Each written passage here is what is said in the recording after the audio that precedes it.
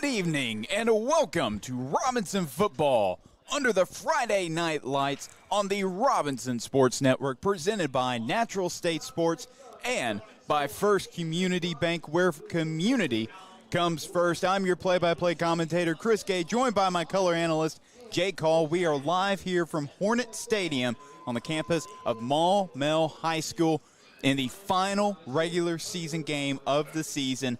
It is the most anticipated regular season game of the year. Joe T. Robinson comes in to enemy territory. Last game of the year against a Maumelle Hornet team that is eyeing to tie for first place overall in the 5A Central. Both of these teams have a lot of history between each other, not just between the two matchups, but of course with the two coaching staffs, and we will talk about that all during the game. And Jake, just want to get your thoughts right before we go into the Robinson pregame show. It's going to be one exciting night for sure. Yeah, absolutely. You know, at the beginning of the season, I was pretty sure it was the first game. I was looking at the end of the schedule, and I was like, man, they've got a gauntlet. They've got Searcy, and then they're on the road at Pine Bluff and on the road at Maumelle, and I was right about this final game. This is for all the marbles, and this is the exactly the type of game that me as a fan I'd want to watch, and I know both of these fan bases have got to be ecstatic because this is winner-take-all 5A Central on the line here tonight. There is a lot on the line, and like you said, but also the Maumelle seniors. This is their last regular season game at home, so this means a lot to those to that group of seniors, and of course to that coaching staff. So there's a lot riding on this game. Both teams will automatically be in the playoffs. So for a playoff spot, this game doesn't necessarily matter, but for bragging rights and of course just for overall being prepared before the playoffs, this game is very important. So we'll go ahead and take a look at what Coach Escola had to say in the Robinson pregame show. Good evening and welcome to the Robinson pregame show. I'm Chris Gay, joined by Coach Todd Escola. Coach, you guys coming off a big road victory, playing at a Division I football stadium. That's got to be pretty big for your team, for a lot of the kids to be able to play there. But a huge win against a team that really played well in that first half. Tell me about that game. Well, you know, we've got so much respect for Coach Williams in Pine Bluff. You know, Pine Bluff sometimes gets a bad rap. And I told him after the game, I told his athletic director, without question, it was the most positive display of sportsmanship we've seen from any team we've played all year. I mean, their kids were great from the opening kickoff before the game. I mean, they played hard. They played physical. There was no trash talking. There was helping each other up. You know, the handshake line took forever because all the kids were hugging each other, and they did it the right way. And it was so refreshing to play a game like that. You know, especially when you hear so much negative coming out of that city, that those are some great kids, and they just played their tails off. Defensively, they were what we thought they were. It's the best D-line we played all year, and they played really, really hard. So hats off to them, and our kids did a great job.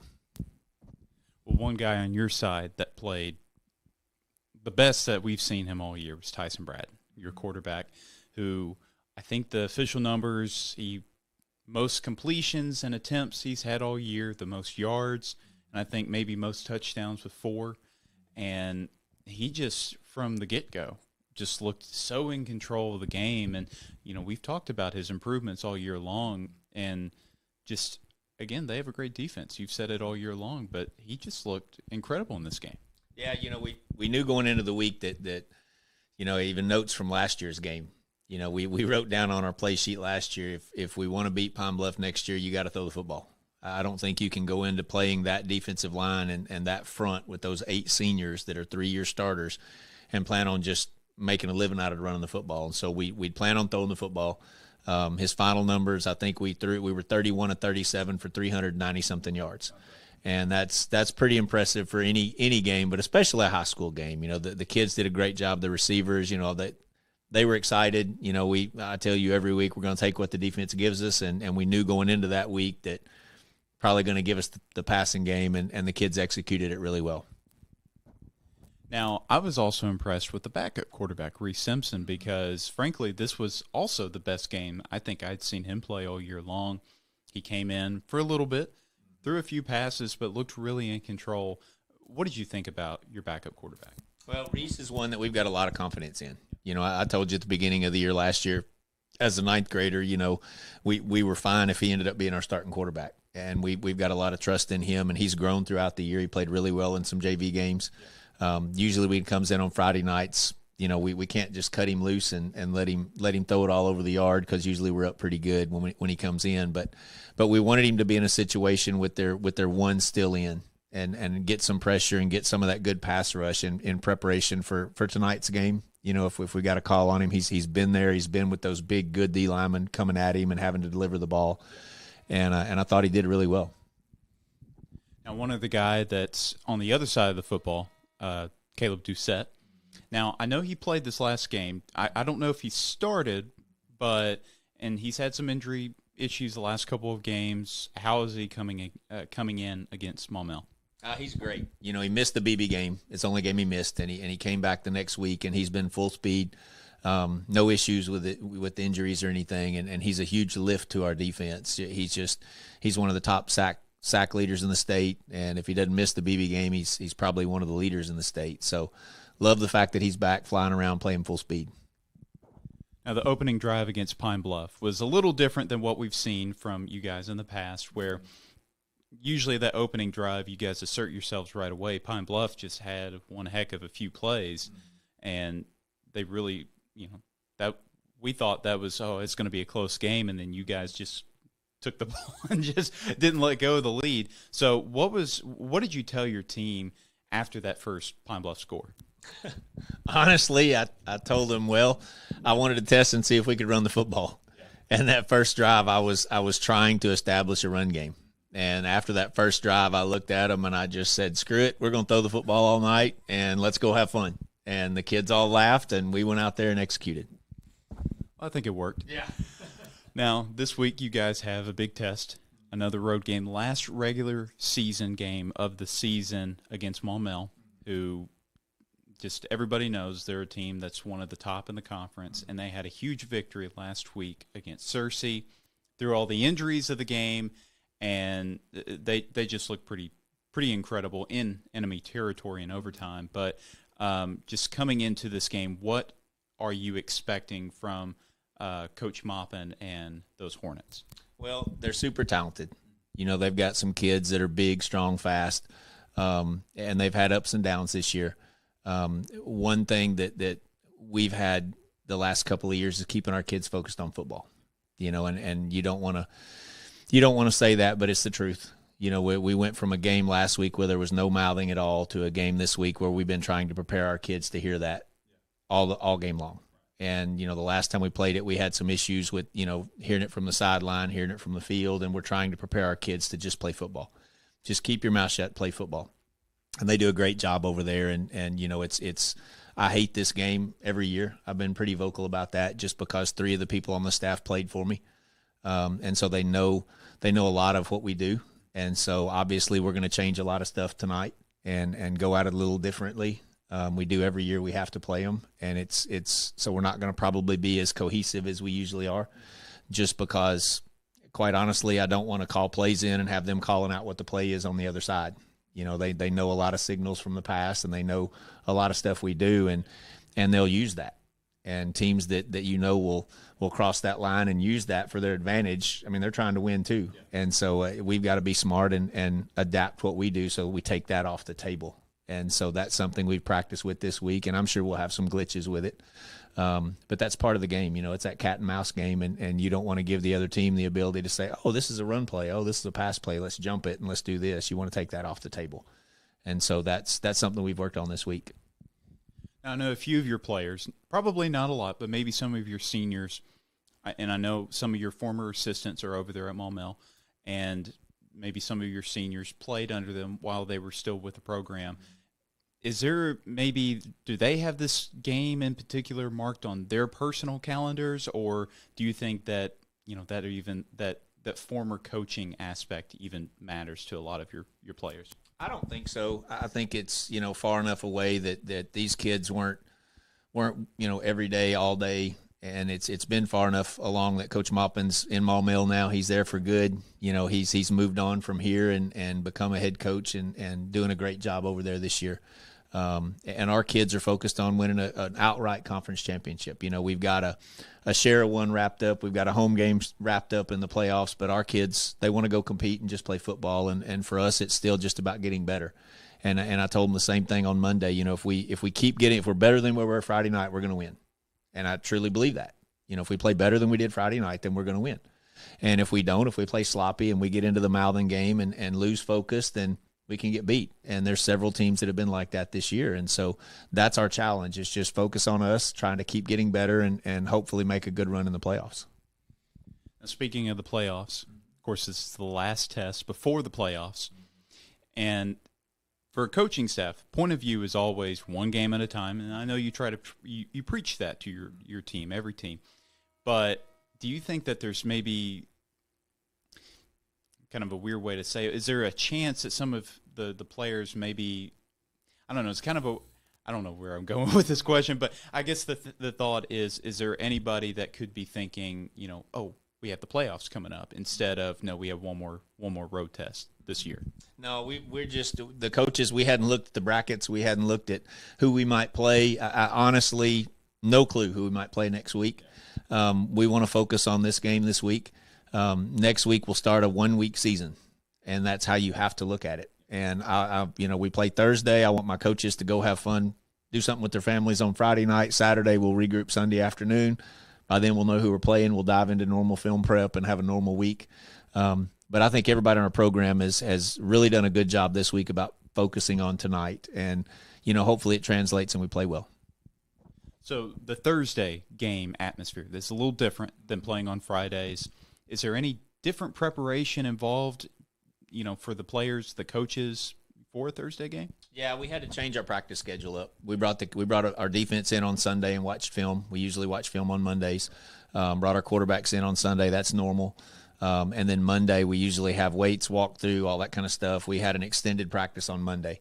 And so Monday was a long practice on the field. We did a walkthrough practice, and then we went through our normal Monday practice. And then that was able to get us back on track with a Tuesday, Wednesday practice. And so the only thing we'll be missing is our walkthrough on Thursday. We won't have that. But we were normal yesterday and today. Monday was extended. If we had a long day, we wanted it to be at the beginning of the week. And so that's when we did a really long practice to install everything and just go over alignment, formations, all that kind of stuff. So typically walk through the practice the day before, and maybe even what the process is the day of the Thursday game.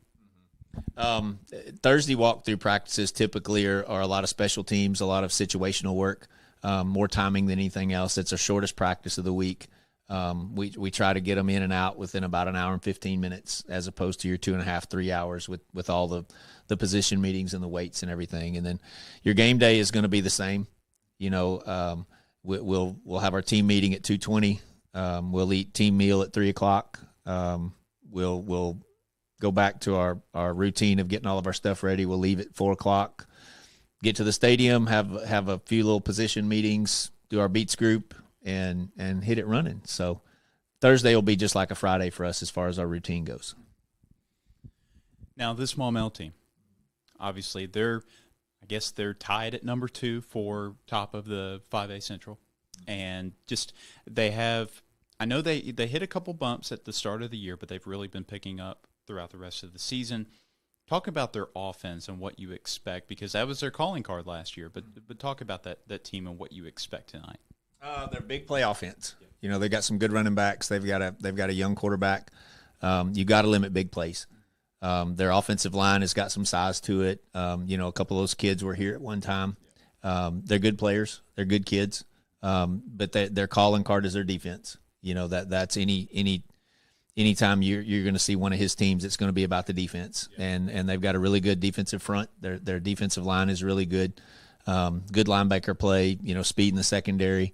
They love to bring a lot of pressure. We expect a lot of pressure tonight, and our job is how can we handle that pressure and get the ball off and be able to attack that pressure. And so that's a key that we're going to be working on.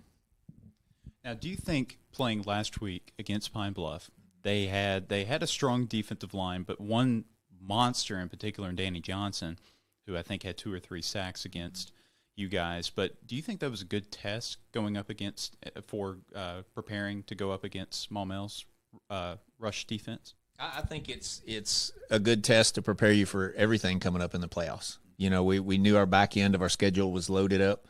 We knew Searcy was going to be a good football team. They were. We knew Pine Bluff's defense was going to be really good. We knew Maumelle was going to be really talented. And so, you know, those 3 games are preparing us for whatever we face in the playoffs. You know, 5A playoffs are a little different than 4A. 4A, it's so important to get the 1 seed and have home field, and you're going to have a pretty easy couple of games before you get to quarterfinals, semifinals, before you really hit a good team a lot of times in 4A. And 5A was just, I mean, from round 1, they can play. And so there's no gimmies, there's no easy teams, there's no, rarely do you have the blowouts and things like that. So, you know, starting next week, it's you play great or you go home. And so that's going to be great preparation for us the last 2 games and then tomorrow night or tonight, I guess. So final regular season injury report. Now, we just talked about Doucette's availability, and looks like he's ready to go. Is there anybody else that maybe is on the bubble for, you know, game time decision? Anybody that you can talk about? No, we're, you know, and knock on wood, honestly, we're fairly healthy. Everybody's beat up a little bit in week 10. But, you know, for the most part, our kids are healthy, and we've rested their bodies this week. We've emphasized, you know, being physical without beating ourselves up. And so that's something that we trend to the second half of the season. The second half of the season, we kind of back off on the gruel of our bodies, other than the weight room and the conditioning and things like that we keep up. But right now we're pretty healthy, and hopefully at the end of this game we will be going into the playoffs.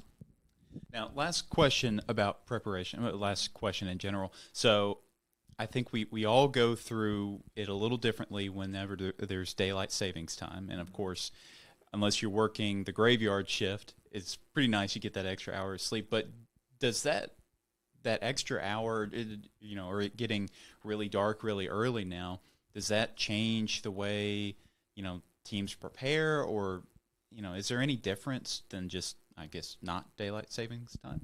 No, you know, you turn the lights on every day now, and that's about the only difference. We like it. We're used to it. Like I said, other than last year, we've been playing after Thanksgiving, you know, 7 of the 8 past years. So our kids are used to playing when it cools off and when it gets dark. And you know, I like it because we are able to start and get it rolling at this time of year, so we get our work in and out a little bit faster and get home a little bit quicker, and that's nice for the coaches and the kids. You know, it's been a long season, and you want to be fresh into the playoffs, and I think our team is. I think our team is ready for next week, but they're excited about tonight, and they want to go compete, and we'll see where we land in the playoffs after tonight. Okay, truly last question. It is getting a little colder now, and I know that I think you said when early in the year when it was just blazing hot, that you liked it cold, and it has gotten a little colder, not that much, but do you think that, you know, that's going to affect anything, assuming that it is going to get colder? You never know with Arkansas weather. I love the cold. Yeah. Love it, love it, love it. Hunting season, you know, you build a fire at home, you cook a big pot of chili, so our kids like it. You know, we do have an indoor if it gets really bad, but no, the football weather, you see everybody bundling up and coming out to the stands, and, you know, that champions are made in November and December. So, you know, the August and September, that's great, but you just got to get to the playoffs, and both the teams tonight are in the playoffs, regardless of the outcome tonight, and I hope both teams are very successful in the playoffs. So it's going to be a fun night, and bring on the cold weather. Well, we're ready for it. Well, thank you for tuning in to the Robinson pregame show. Let's send it back to the field. All right. Thank you, sir. Yes, sir. Thank you. Yeah, Steve called me with the most.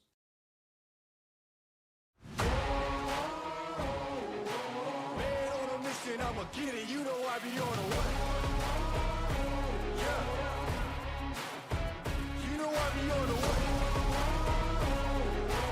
Man on a mission, I'ma get it. You know I be on a what? Yeah. It's all hard, ain't no fear here. You ain't giving this to all, you steer clear. Never beat, I've been down and I reappear. You got some money on the line, you better put it here. Rolling in and doing that work. Check priorities, I'm doing that first.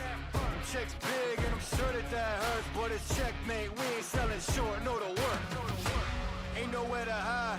You ain't gotta see me come and keep me on your mind. Cause I be on the way. Yeah. You know I be on the way. Man on a mission, I'ma get it. You know I be on the way. Yeah. Man, we coming for them bags. If they said I couldn't have, get the team.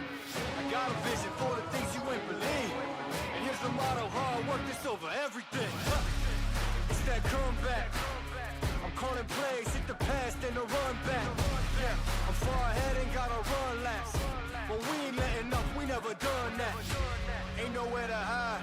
You ain't gotta see me come and keep me on your mind. Cause I be on the way. Yeah. You know I be on the way.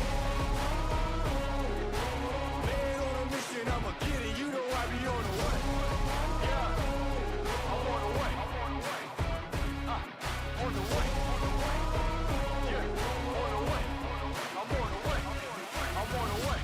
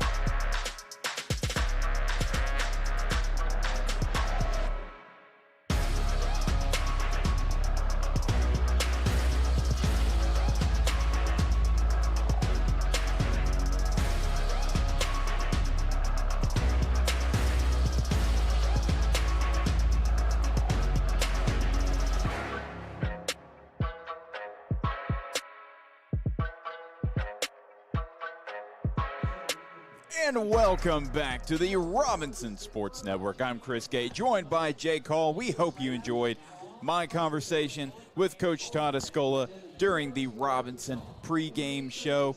Jake, of course, we talked about this earlier. This is a very important game for both teams, and of course with playoff aspirations. And frankly, this is the best week being played really in the 5A Central all year long, because so many teams are either fighting for a playoff spot or they're fighting for better positioning in the playoffs. I know we have some scenarios in the 5A Central. You want to go ahead and kind of go over some? I know there's 3 teams that have already been eliminated from the playoffs, but that Whitehall game, that's going to be an interesting one.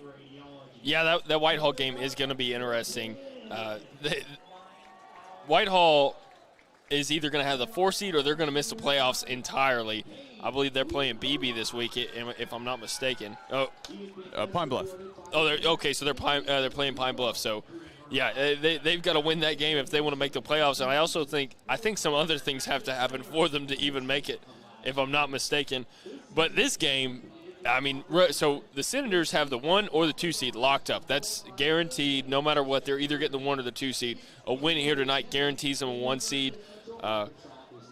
And I think for Maumelle, what it is, if they win tonight, they get the 1 seed, but they'd also need Cersei to win, I believe. Well, if they wanted to lock up that number 1 spot, they would need Cersei to lose. No, BB to lose. I think you're right. I think BB needs to lose. I think any team in a scenario like this, they're just working on, let's just win the football game. Yeah. So if they win, they get the 1 seed. That's what it is. If they win, they get the 1 seed, no matter what. I've been very impressed with what the Hornets have done. They've got a quarterback in Levi Warrior who has really came into his own this season. He's come on strong, just continuously getting better and better. Just like, let's go ahead and tune in this national anthem.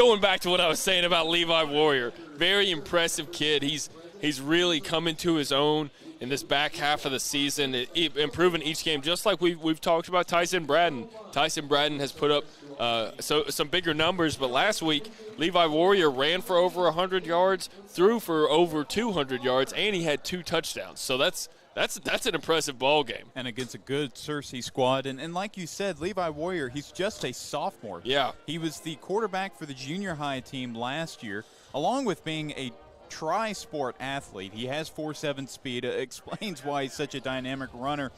But he won that starting quarterback job mid-season over a guy that passed for 2,000 yards last year, and Andrew Bjork.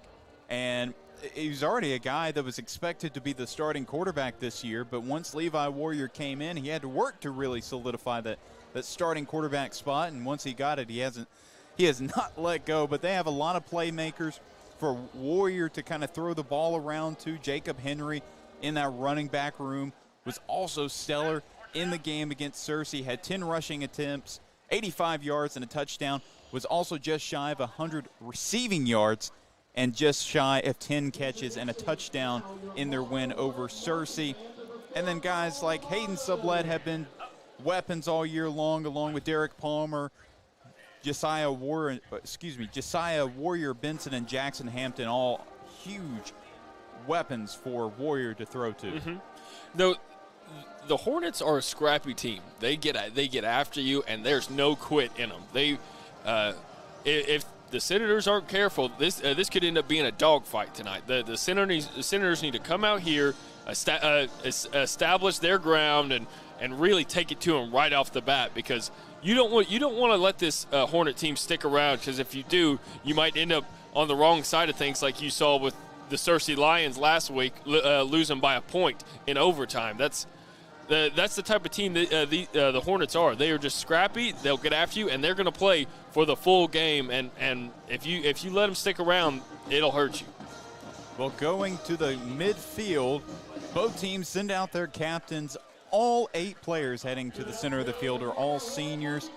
For the Senators, from right to left, it's Tyson Braden, Caleb Doucette, Malachi Muhammad, and Michael Hayes. For Maumelle, number 55, Caden Sherman, number 10, Jaden Gabriel, number 6, BJ Beats, and number 53, Connor Forte. Again, all seniors for this Hornet squad. And look, you were talking about Tyson Braden and how great he's been in the latter half of the year. He had probably the best game of his high school career last Friday against Pine Bluff, in Pine Bluff, where first of all, he started off the game 14 of 14 passing, and then went ahead and had 25 completions, his season high, and 33 attempts, 331 yards. That's just a little bit under 76% completion percentage, 4 passing touchdowns, only 1 interception. I think 3 of those 4 touchdowns came in the first half. There wasn't an answer that the Zebras could throw his way. Yeah, no, there really wasn't. Hold on, let's see. Okay, so the Hornets are going to defer, so the Senators are going to get the ball to start this game, and I don't really know. I'm not sure if that's – I guess you're playing for the second half. That's the type of team the Hornets have been all season, so I guess I do understand that. But I wanted to highlight, like you said, it was something that they didn't do against the Zebras last week, was they really didn't control the trenches. And when it comes to big games, especially like this, 5A Central title on the line, this is such a huge moment into the season game. Both of these teams are ready to play. I spoke with some of the Hornet players earlier on the pregame show on the Natural State Sports Channel, and they are ready to play. They are excited for this matchup. And here come the Senators. They are excited for this matchup. So Senators are going to have their handful, and they really have to control the trenches. This is when that really comes into play. I know we saw them sling the ball around last week against the Zebras. I'd like to see them be able to run the ball a little bit more efficiently. And if they're not careful, the Hornets have a very talented defensive end in BJ Beats, who's got 5 sacks on the season. He can really get after Braden, and so they're going to have to give Braden some time and get a good push up the middle of that line so you can let guys like Abrams, Jordan Thomas, and Deuce Williams eat it up the field. And there are the Hornets running out in front of their home crowd, who is slowly but surely starting to fill up. Actually, both sides.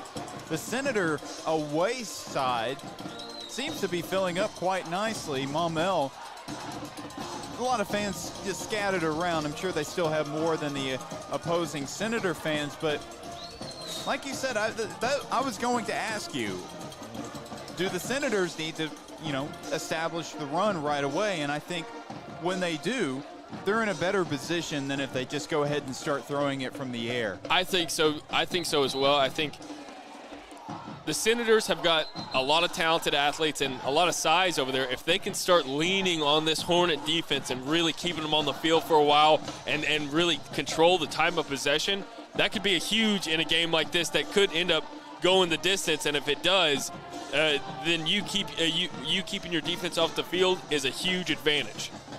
And of course, the Senators tried to establish the run last week, and they met up against a very talented defensive front in Pine Bluff. Danny Johnson for the Zebras just had a phenomenal game. I think had 2 or 3 sacks, but if they don't establish the run right away, that's okay, because the Senators have a lot of athletes that they can get the ball to, get them into space, and make some big plays. 2 of them out there ready to receive this opening kickoff, Malachi Muhammad and Jordan Thomas. Hey, it's not Friday night, it's Thursday night, but this is some highlight action. I'm excited to call this game. This is going to be the most exciting game I've called since maybe the first game I ever called, which was actually, ironically, for the Hornets in a playoff game. Wow. And that ball is going to tap into the end zone for a touchback, and I just realized when I opened this broadcast, I said Friday Night Lights. It is not Friday Night Lights. It's Thursday Night Lights, baby. It's Thursday Friday. Oh, my goodness. Thursday Night Lights. There we go. I was going to get it at some point. Hey, it's Thursday. We're used to calling games on Fridays, so we're stumbling all over our words. We got to get it together. It's Thursday night. Yeah. We're gonna get it together. Oh man, I know that this. Just talking to those Hornets earlier on the pregame show on Natural State Sports, they're pumped. And I know Coach Maupin, I don't even know if we discussed it, Coach Maupin, former defensive coordinator under Coach Todd Escola from 2 seasons ago. This is his 2nd season with the Hornets and 3rd season with the Hornets? Yeah, okay, season. My mistake. And they are doing a lot better than they did last year. They've obviously improved, and they're coming out here firing tonight. And they're going to start out with a run. It'll get a couple of yards. I believe that was Jordan Thomas, who's the starting running back in this game for the Senators. And like you said, Coach Maupin, a great defensive coordinator for the Senators when he was at Joe T. Robinson. Not only that, but he also played under Coach Escola at Joe T. Robinson, was a linebacker and a fullback, was all-conference, all-state before going to Harding, where he's a pretty good linebacker in 5 seasons with the Bison. So you got to imagine 5A title on the line. This is against Coach Escola. This has got to mean a lot to Coach Maupin. Your former coach, you coached under him, you played under him, and now you get to compete against him. It's going to be another run. Thomas, he's got a hole. Look at him go. Jordan Thomas with the first down. Senators, 2 plays, 1 first down. 13-yard run right there from Thomas. That's like I said, that's what you want to see, especially to start this game off. You let your offensive line get a good push and put your running backs in very, very good positions to get the first down.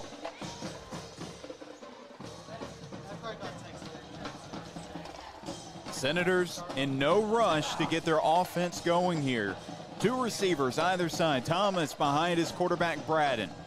Braden looks left.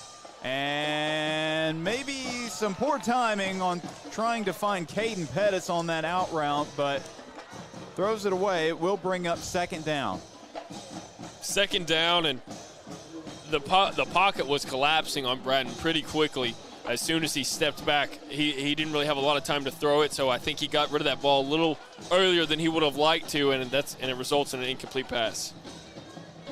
And you had mentioned earlier in the game, earlier in the broadcast, this Hornet defense has a great defensive line. BJ Beats just one of the many great linemen they have at their disposal. It's going to be a handoff to Thomas. Thomas trying to use his speed. Oh, breaks Oh, my ankle. goodness. What a play by Jordan Thomas.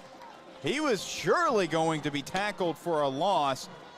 I was positive that was going to be a tackle for loss, and he put that hand down and spun around like a top. I don't think I've ever seen a running back do that before. Yeah, that's going to be one of the best 3-yard runs you'll ever see out of a player.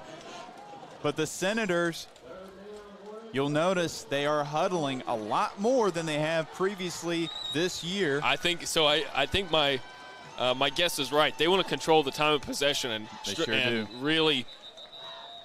And now there's going to be a timeout by the Senators sideline. It'll be the first of the game taken by Coach Escola and the Senators. But let's go ahead and talk about what we've seen. Not a lot of movement so far, just a little bit. It's 3rd and 6 right now from the 39-yard line. But the Senators had a good opening. So far have had a good opening drive, and it's been clear the thought process is let's establish the run. They've got 1 first down under their belt so far here on this drive. They've been running it pretty efficiently, getting 3-4-yard chunks here and the 13-yard run from Jordan Thomas. But now you're coming up against 3rd down, 3rd and 6, and I know it's the beginning of the game, but it feels like there's a lot of weight on this 3rd down, and could really show what we might be in store for in this game. 3 receivers on the right side, 1 on the left. Jordan Thomas in the backfield. 3rd and 6. 10:03 left to play in the first quarter. Hornets trying to show blitz. Just trying to spread him out here. Let's see if they can't get a guy in the open field. Braden, he's going deep. It may have been tipped. Over the wrong shoulder, looking for Michael Hayes on what would have been a for sure touchdown. Man, Michael Hayes, he got grabbed on the shoulder. He was trying to get around that defender. That was a good job by the defender to throw off his route and put him, I think, a little bit to the left. And Braden was expecting him to be a couple yards to the right. And that, yeah, definitely stopped a touchdown right there. Good coverage by the Hornets defense. And now the Senators will punt this football away. It is John Tate attempting to show off his big leg for Robinson. He's got a lot of time, and he's going to boot this one away, and it hits Muhammad. Didn't get as much of a bounce as they would have hoped, but still right on the 20-yard line. Yeah, so the Hornets will be set up actually a little bit further beyond the 25, maybe 24-yard line. So Levi Warrior and the Hornet offense head out onto the field. If you are the Hornets, I know you have a good running back at your disposal in Jacob Henry, but do you try to throw this football around or just maybe try to establish that run? What do you do? You know, I know that you're on your home field. I think you start slinging it right off the bat. You got to have some trust in your young quarterback, but give him some easy throws, really quick completions to try to get him in rhythm before you start letting it fly down the field. 2 receivers either side. Running back to his right. Warrior found his man open. He will be dragged down, but not before getting the first down, connecting with Jacob Henry on the right side. And that's exactly what they go with, a nice, easy, quick completion for Warrior, and that gets him a first down. 2 receivers either side again. Warrior, shovel pass to the running back. It's Bubba Johnson. Big hit by Josh Smith. And this is going to be a game that's hotly contested. Both of these teams have a little bit of history with one another. You know, being so close in relation to where their campuses are, that's just automatically going to bring some forth of a rivalry and really get the juices flowing, especially such a big game like this, 5A Central title on the line. Yeah, it's going to be tense out there tonight. Handoff to the running back. A big hit. Who's that? Josh Smith. Another big play, this time a tackle for loss for the Senators. Josh Smith kind of got hit hard on that last play. Well, he just took it to him right there in the backfield. Nice tackle. That was Marshawn Wiley on the rushing attempt, and now Bubba Johnson is back at running back.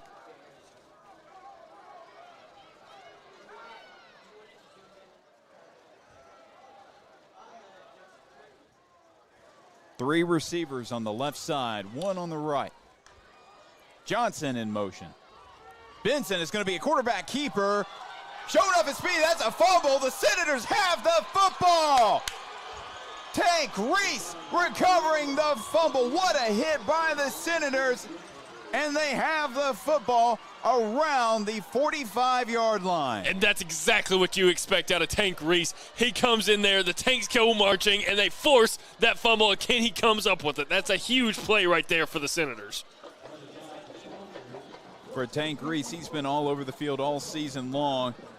That is his second fumble recovery of the season, coming into this game with 95 total tackles, 62 solo tackles.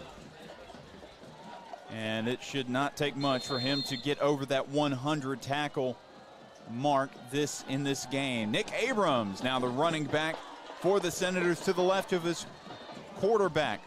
Different formation for the Senators. And it's a handoff to Abrams. Abrams gets maybe a yard on the first down handoff. Yeah, the Hornets are doing a good job right now of not letting anything get on the outside and trying to control the running game of the Senators.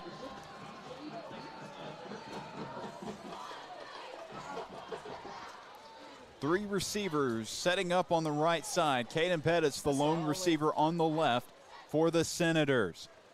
Nick Abrams still the back behind his quarterback, Tyson Braden.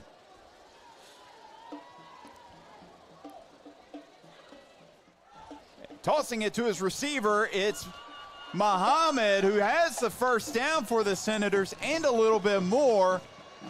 It'll be just the second first down of the game for Robinson. That was a nice little pitch and catch from Braden to Muhammad. Muhammad's been his go-to guy lately, and they pick up 11 on that play.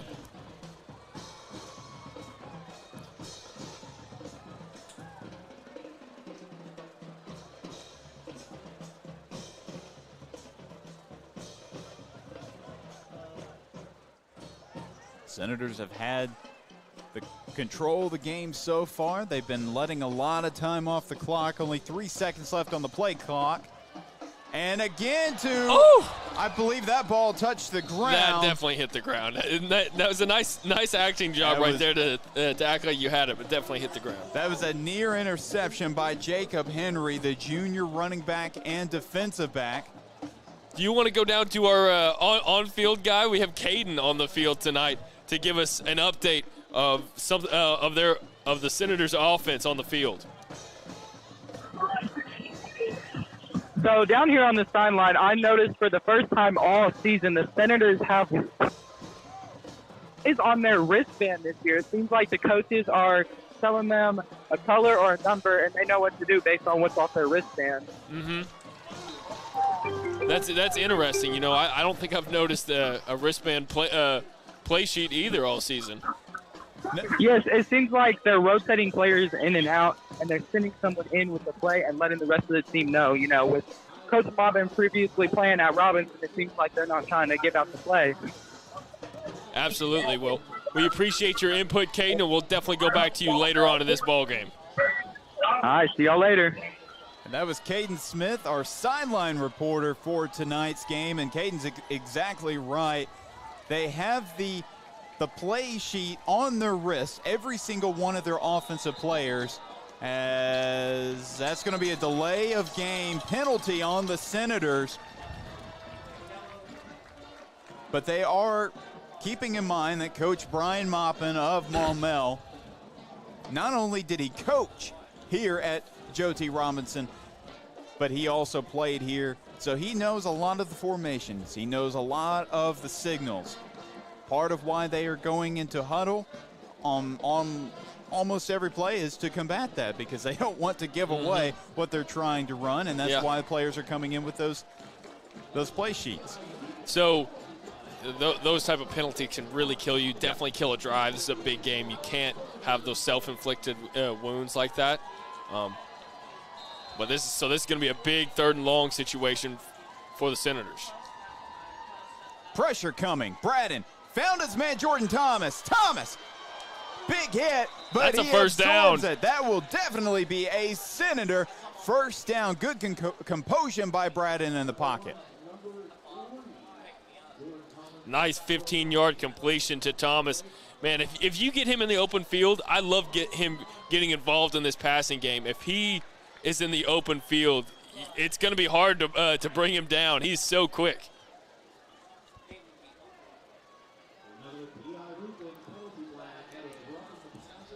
And there's a roughing the passer penalty. Yeah, didn't even notice the flag, but the Senators add on a few more yards.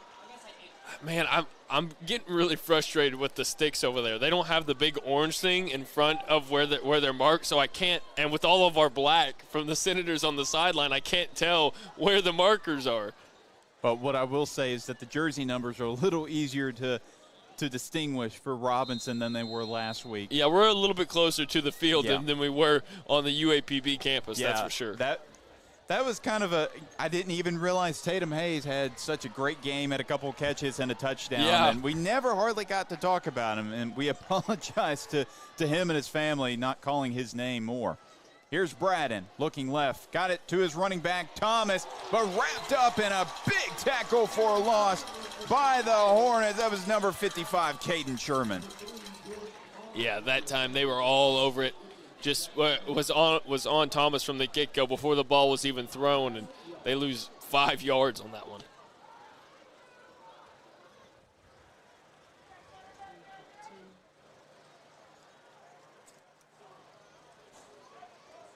Senators in no rush to establish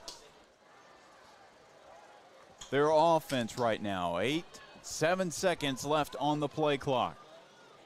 2 men to the right, man in motion. They have to go now.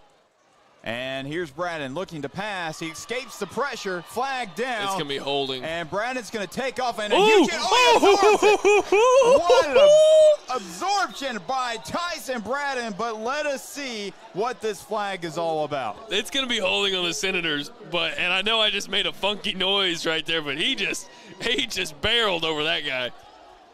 He looked like a prime KJ Jefferson on that run right there. Let's see. Yeah, it will be holding on the offense. So, unfortunately, that great Tyson Braden run, which was by far his best run of the year, easily has to go backwards. Man, that's too bad. I was going to bring this up, though. You know, they're slowing down this tempo, really trying to eat into this clock, control time of possession. And what that does against the defense, at least in my experience when I played way back in the Stone Ages, it really just kind of slows your momentum down as a defense. You can't really like stay on your toes and like feel the rhythm. It kind of goes both ways. When they're going fast, it's hard to get together, and when they're going slow, it's hard to stay on your toes and keep warm. 2 seconds of the play clock. Braden, pressure coming again, throws it up to his man. It's Muhammad. That's going to be a Senator touchdown. Woo-wee! So the Senators strike first. Another shot to Malachi Muhammad, leading in a touchdown. 5th house call of the year for the senior receiver. I talked about it earlier on in this ball game. That has been his go-to guy for at least this back half of the season. And right there, it shows. He knows his guy's going to be able to get under that football and get it around a defender, and that's exactly what he does. Nice catch, Malachi Muhammad. Now here's John Tate on the First Community Bank extra point attempt, which is good. So the Senators take the lead, 7-0. First Community Bank, where community comes first. Man, I was so hyped about this game, I totally forgot. There's a pretty good NFL game going on tonight. Yeah, who is playing tonight? It's the Bengals and the Ravens. Oh. That's AFC North matchup right there. I'm going to need Joe Burrow to have a nice game. Yeah, he's on my team too. He's my team too. All right, well, he definitely needs to go off. Yeah. I had a 3-point loss last week, which really just disappointed me. So I really need to get back up. I don't want to go eat at Waffle House this year. I've got Mark Andrews too, so I'm rooting for both sides tonight. Well, as long as Joe Burrow plays good, Yeah, I'm happy. yeah. Let's just have a 66 ball game. Lots of scoring. I don't even know who I'm playing, so hopefully it's no Raven players. But regardless, I just will be very happy if Joe T. Robinson can come out with a victory. And right now, pretty good progress with the 7-0 lead with 4:25 left to play in the first quarter. That's exactly what you wanted to see if you were Coach Escola. You know, it didn't work out on your first offensive drive. You slowly, just methodically make your way down the field and finally let a big 30-yard bomb go from the hands of Tyson Bradden, and you get 7 out of it. I don't know how much time it milked off the clock, but it had to have been a decent over 3 minutes. They really milked that clock, and I think that's definitely their game plan going into this. Well, and the fact that it was 2nd and 25 when he had that pass off to Muhammad, Mm-hmm. it's already looking like maybe they're just going to try to grind their way to middle of the field, maybe get 3 out of it, but they get 6 and eventually 7. So great starting offensive drive for the Senators, and now Levi Warrior and squad looking to come back with their own answer.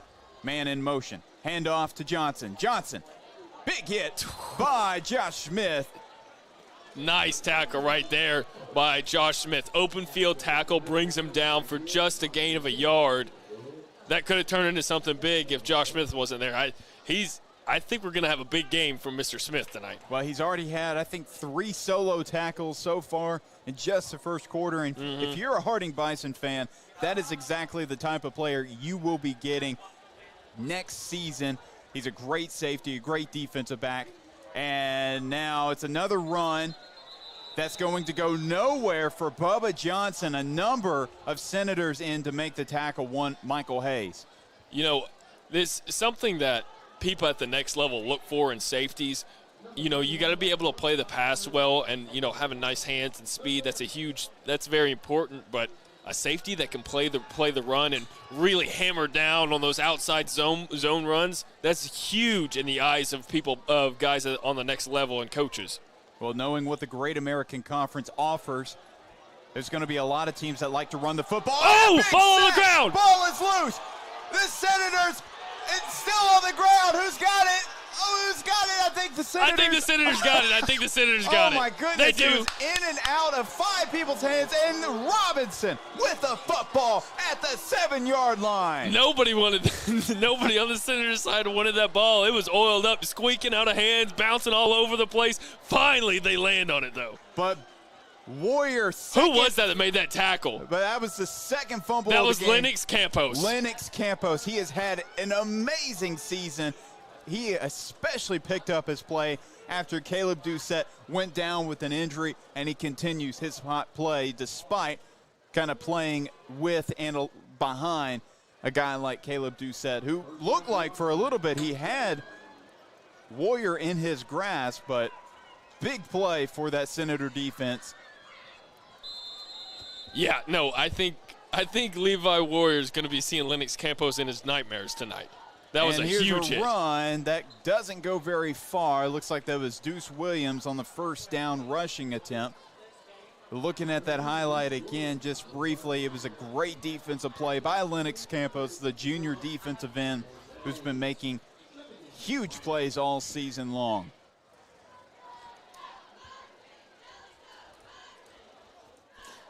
Man, that was a hit. You don't see hits on a quarterback that hard too often anymore. At least I feel like I don't. No, and of course it always helps when the ball is loose because it just seems like the focus is then on the loose ball instead of the hit on the quarterback. The Senators, it's Braden going out wide. He's going to run it himself, and Braden goes down just short of the end zone. He's a couple inches, if not a yard. That was a good Maumelle end zone. That was a good decision by Braden. Nobody was open. He didn't waste any time making a decision. He just went ahead and took off with it and got good yardage out of it. Now they're just a yard away from pay dirt. Oh, interesting. Josh Smith, the starting safety, has come onto the field to play some offense for the first time this year. He had a few rushing attempts last year for the Senators, and I'm kind of curious what they draw up here. It looks like But there's no Tyson Braden out there. It's going to be a Wildcat formation. It's Deuce Williams in for the touchdown. First time this year we've seen Wildcat. First time Wildcat touchdown. Deuce Williams. We say his name often, and I'm sure we're going to be saying his name a lot tonight. Gets his first touchdown of the ball game and extends this lead for the Senators. Well, the Hornets did not have a lot of time to prepare for that. Had not seen Wildcat formation all year long. And I was wondering why they were bringing in Josh Smith. I didn't even see them take out Tyson Braden. And then there goes John Tate. His second extra point attempt is good. That is the second First Community Bank extra point in this ball game. And it's, as a defense, when they come out in a formation you hadn't seen all season long, that's just got to throw you for a loop. It's hard to know exactly what you're supposed to do against a formation you haven't seen from them all year. Want to give a big shout out to everybody that's tuned into our broadcast here tonight. Whether you're a Hornet fan, I think it would be surprising if there's a lot of Hornet fans watching, but if you are, hey, we're happy to have you. But we are also very happy to have any Senators out there, anybody looking just to watch a fantastic ball game here on a Thursday night in Arkansas. We got two heavy hitters here, definitely the best game of the night.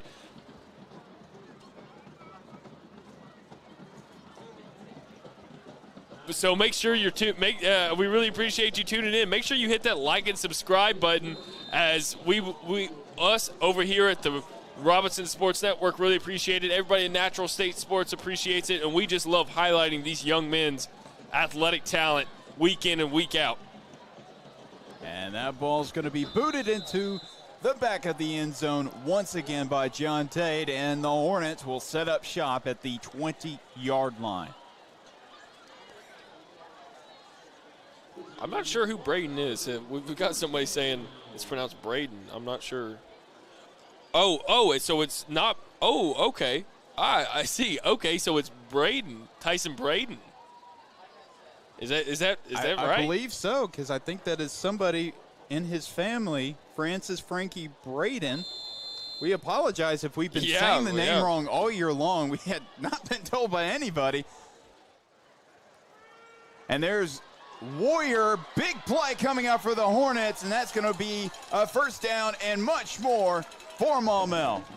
The Hornets needed that one. They need to try to get this offense started and get it started quickly, because don't look now, but they're down 14, and the Senators' offense is looking pretty tough to stop right now. And you can see that was an easy play for Warrior to run, nothing too deep. Simple for him and his receivers to connect on. Now Warrior looking left. He's got his man open. There's a flag on the field, and Josh Smith, great tackle, bringing down Bubba Johnson. Let us see what the penalty is about. I think that might be holding on the Hornets, unfortunately for them.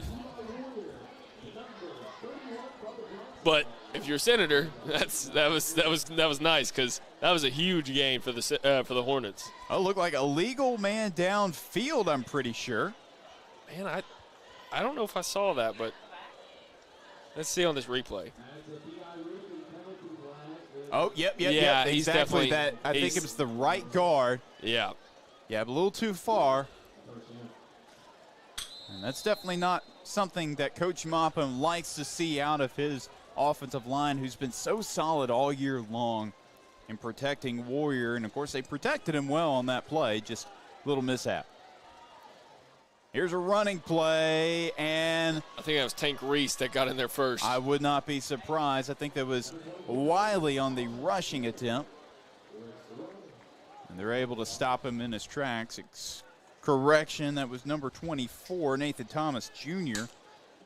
You know, for the Hornets offensive line, I know it's hard to stop yourself once you start getting a good push on a guy, but you got to realize when you're passing the ball, you don't have to go any farther in front of you than what you are. You just sit back and catch anything coming at you. I know it's hard to stop that momentum once you start getting a good push on somebody. And it's a toss to the receiver, and he's not going to get much at all. That was number 5, Jacob Henry, the do-it-all offensive player for the Hornets. I think that's going to take us to the end of this first quarter. And that will be the end of the first quarter. So look at the score right here at Hornet Stadium. The visiting Senators with a 14-0 lead over the hometown Maumelle Hornets. We will be right back with more Senator football on the Robinson Sports Network. A house, it's a home, and it's part of the neighborhood, and of course part of the community. And you want to build stuff that they'll take pride in. Well, that's where they're making their memories. Yeah, that's right. That's where they're raising their families. Without the bank getting us to that next step, we can't do it. It's nice to be able to call someone at the bank and say, hey, you've worked with us for all these years. This is what we're thinking about doing. Can we pull the trigger on this today? Oh, my stars. It is just so much easier to bank with First Community.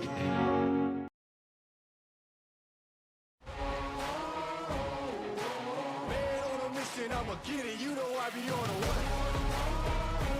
Yeah. You know I be on a what? Man on a mission, I'ma get it. You know I be on a what? Yeah. It's all hard, ain't no fear here. You ain't giving this to all, you steer clear. Never beat, I've been down. And welcome back to the Robinson Sports Network. The Senators have a 14-0 lead over the hometown Maumelle Hornets. And now Levi Warrior and company come out trying to respond to this solid offense production by the Senators. And that will go nowhere before a loss. I believe that was Jaden Todd. Excuse me, it looks like that was Tatum Hayes, the first to get there on the big tackle for a loss. And now the Hornets are going to punt this football away.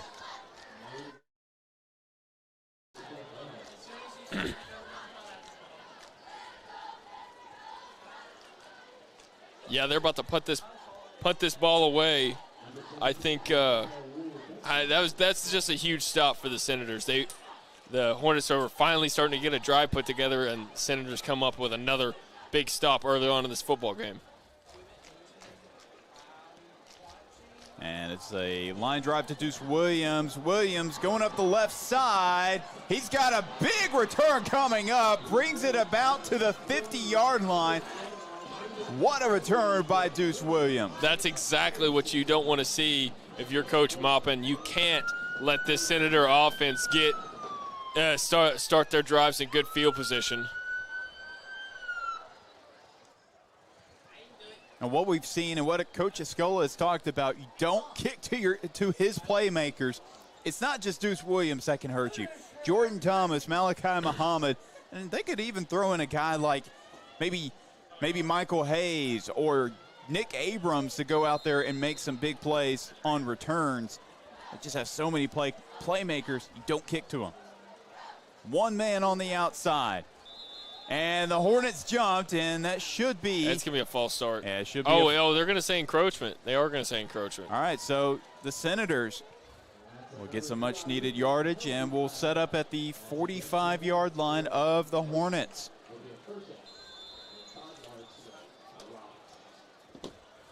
Well, this is a game that everybody is looking forward to, that everybody's keeping up with. We have the buzz just a couple rooms over from us. Steve Sullivan with Channel 7's here. I saw Tyler Cass with Channel 11. And here's a big house call. It's Malachi Muhammad. Second house call of the night for the senior. Touchdown, Senators. Have yourself a night. Malachi Muhammad just running free down the center of that field, and it's hard to miss a target that wide open. Nice job, Tyson Bradden, with the play fake. Totally fooled me at first, and he launches that one 50 yards for another TD from this Senators offense. And he had another man open on that left side, so it was either one or the other. Doesn't matter, but he went with this guy, Malachi Muhammad, 6th receiving touchdown on the year. And here's the First Community Bank extra point attempt. It is up and it is away out to the parking lot for John Tate. I actually thought there's that black car. I know you see it by the Metro play clock sign. Uh-huh.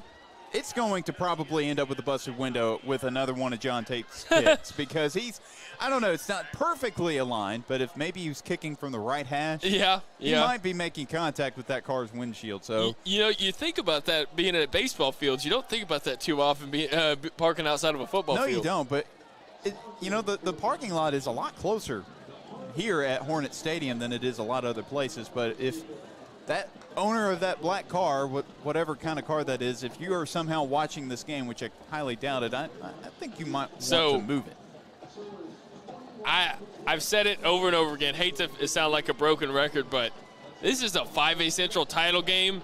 This is about as big as it gets before the playoffs, and the Senators have come to play. 21-0 already going into this at the start of this second quarter. This is big time right now. And there's Tate booting this one away again in the back of the end zone for the touchback, and the Hornets will have the football at their own 20.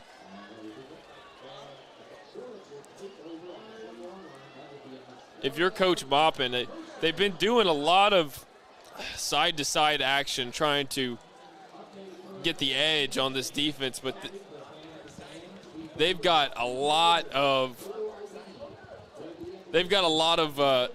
talent on this defense, especially in the defensive backfield. They've got so much speed that it's going to be hard to get the edge on these defenders. They're going to have to start getting this ball down the field with Levi Warrior, I think. And Warrior already rolling out to his right side. He's being chased by Doucette, has to get it to his receiver. That pass is going to be incomplete, bounced on the turf. He was looking for his man, Jonathan Williams, the tight end and running back junior. That's why I was like, what the heck? Yeah, that's why I stopped, because I couldn't hear him. I didn't know what it was. Bubba Johnson, the running back to the left of his quarterback. Two receivers either side. Warrior needs to get into a rhythm for Maumelle. He has his man open, but overthrows him.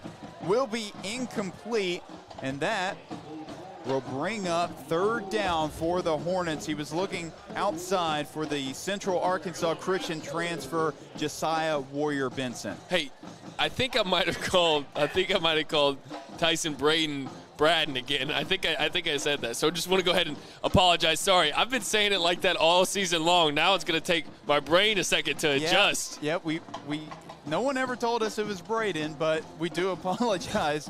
I understand how important it is to say somebody's name correctly. So we will do whatever we can. If it takes me having to rehearse it for 20 minutes before every game, that is something I will do. But Warrior showing off the 4.7 speed, and that will be a Hornet first down. I think that was a good play call. You get all your receivers all the way far to the far side of the field, really trying to stretch out this defense, and you just run it with Warrior. That was a smart play call. We've seen running quarterbacks do well against this Senator defense. I think it was Whitehall and BB both had running quarterbacks that did pretty well. So outside to Henry, and that will be another Maumelle first down. So finally the Hornets finding some offensive rhythm for the first time tonight.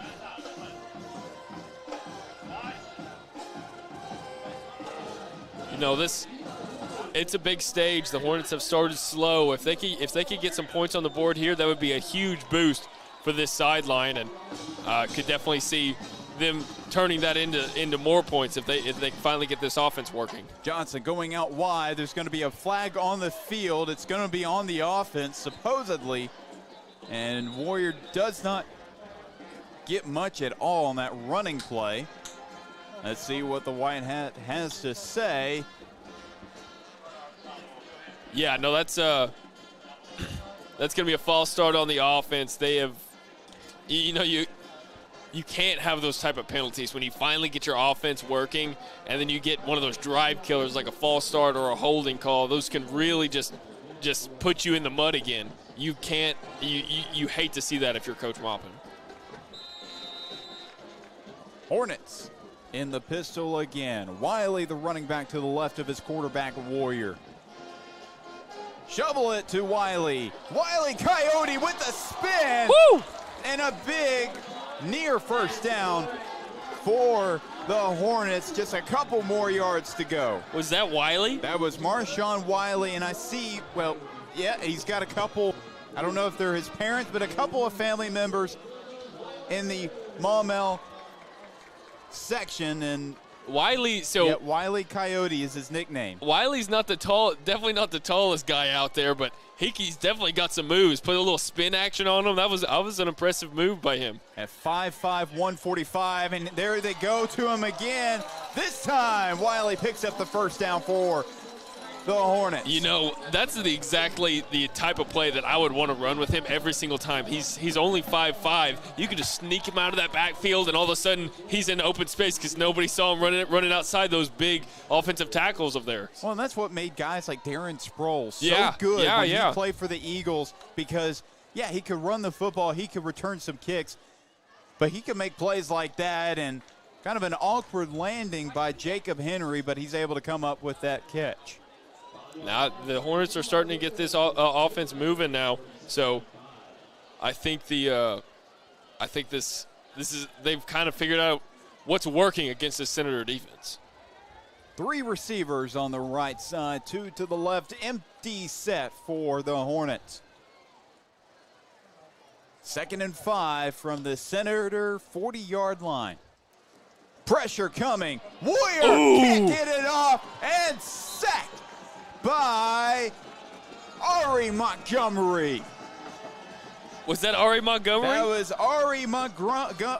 Oh, my goodness. Ahmad Booker. That was Ahmad Booker. Oh, my mistake. That was.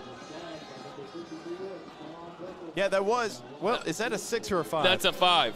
It is? Yeah, I think it's a 5. They need to change those goal lettering. Pat, was that a 5? Was that 54? You don't know? I'm pretty sure that's All right. 54. Well, if that, regardless of who it was, that is the first sack of the year for Ahmad Booker, who plays both ways for the Senator line. Warrior looking left, has his man. Not a lot going for him there. He was looking for his wide receiver, number 17, Josiah Warrior Benson. Just picks up a couple.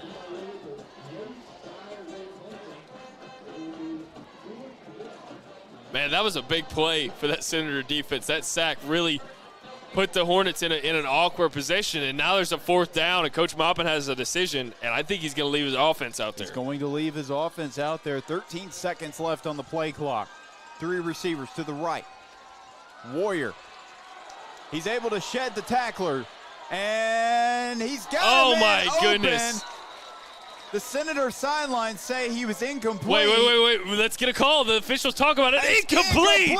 That is Turnover on downs. turnover on downs, and Coach Maupin We need and a company replay. are very upset with that call. Let's take a look at that replay of that 4th down pass. I don't know how easy it's going to be able to tell since our cameras are on the far sideline from that, but And, of course, there is no replay, so this play cannot be overturned. There's Warrior running outside. He has his man open. It's just too hard to tell. That's definitely too hard to tell. The Senator coaches are right on the sideline, and they were saying incomplete, so I'm going to stick with the Senator coaches. Well, Coach Maupin and his coaching staff not happy with that call, but they are ready to send that defense out there. Now Tyson Braden and company. Yes. 3 receivers to the left. Who's back? One to Who's the back right. in the That backfield? is Nick Abrams. Okay. Who's yet to really get this one going. And I know if he can get sort of a rhythm going in that ground attack, the Senators will be in an excellent position to win this football game. Braden back to pass, looking left, and he's got a man open. Led him a little too far to the sideline. I believe that was Caden Pettis on the left side. Nice try from Braden to get it over there, but I think you got to try to line drive it just a little bit more because when it was floating for so long that he ended up getting pushed out of bounds by the defender. But, hey, let's go back to our sideline reporter, Caden. Let's go back to our sideline reporter, Caden, in just a second and try to get a feel for how what the feeling is on that sideline.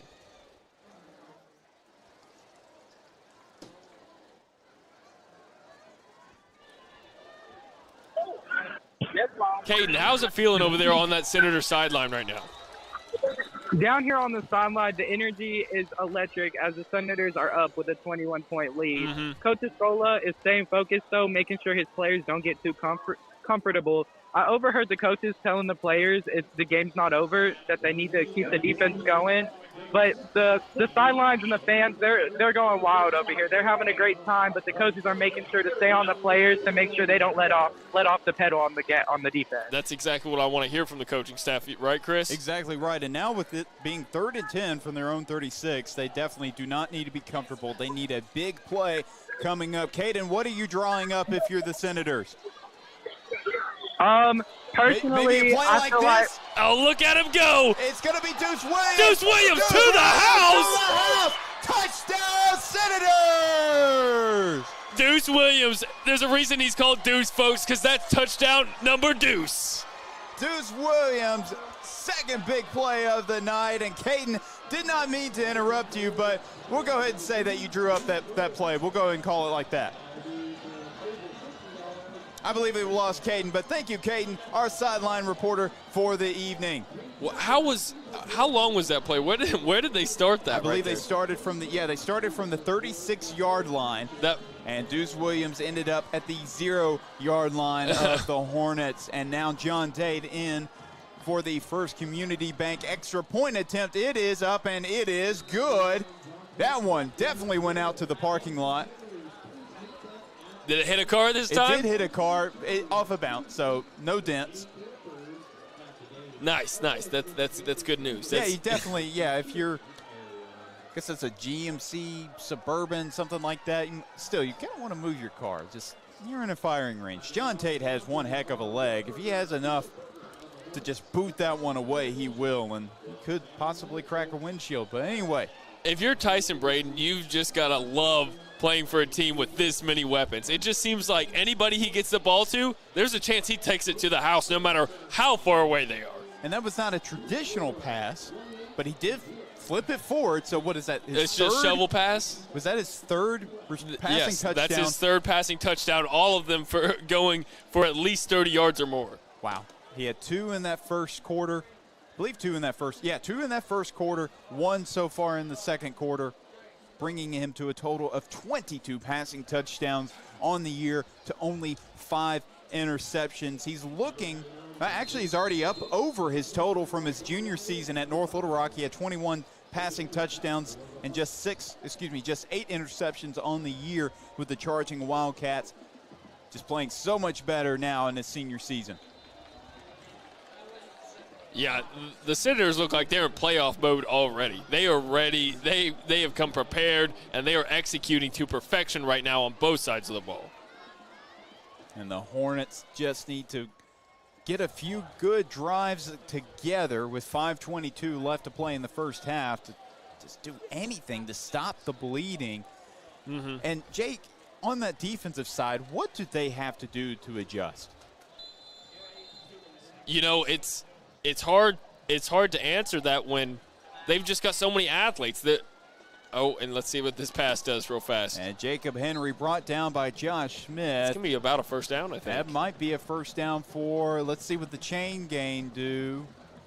I think it might be 2nd and inches. Yep, it will be 2nd and inches for the Hornets. Bubba Johnson in at running back, also plays some linebacker for the Hornets.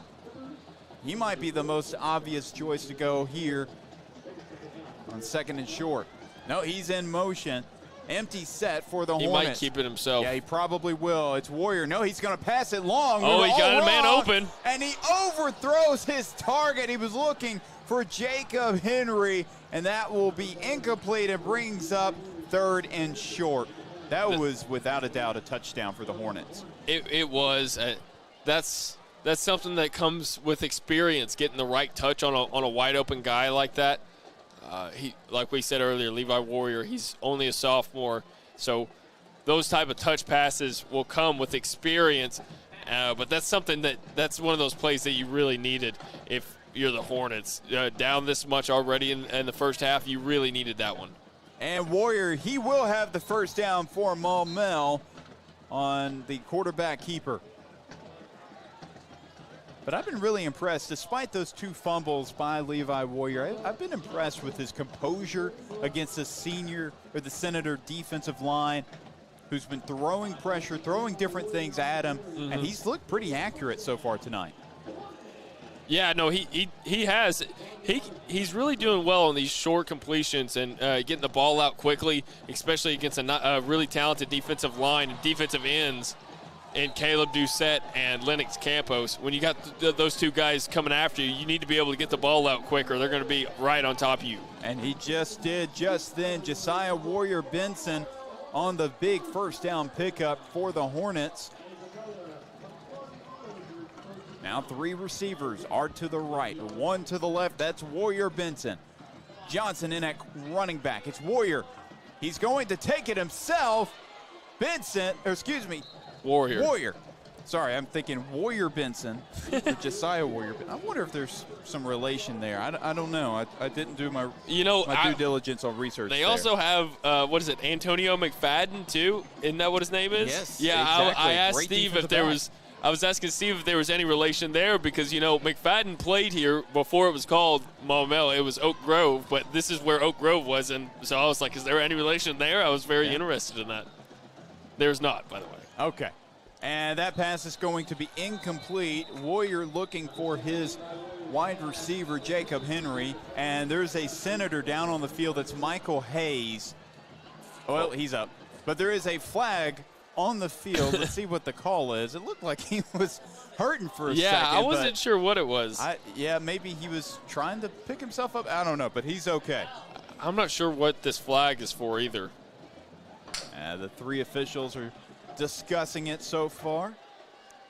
And, well, now they're going to get a 4th official involved.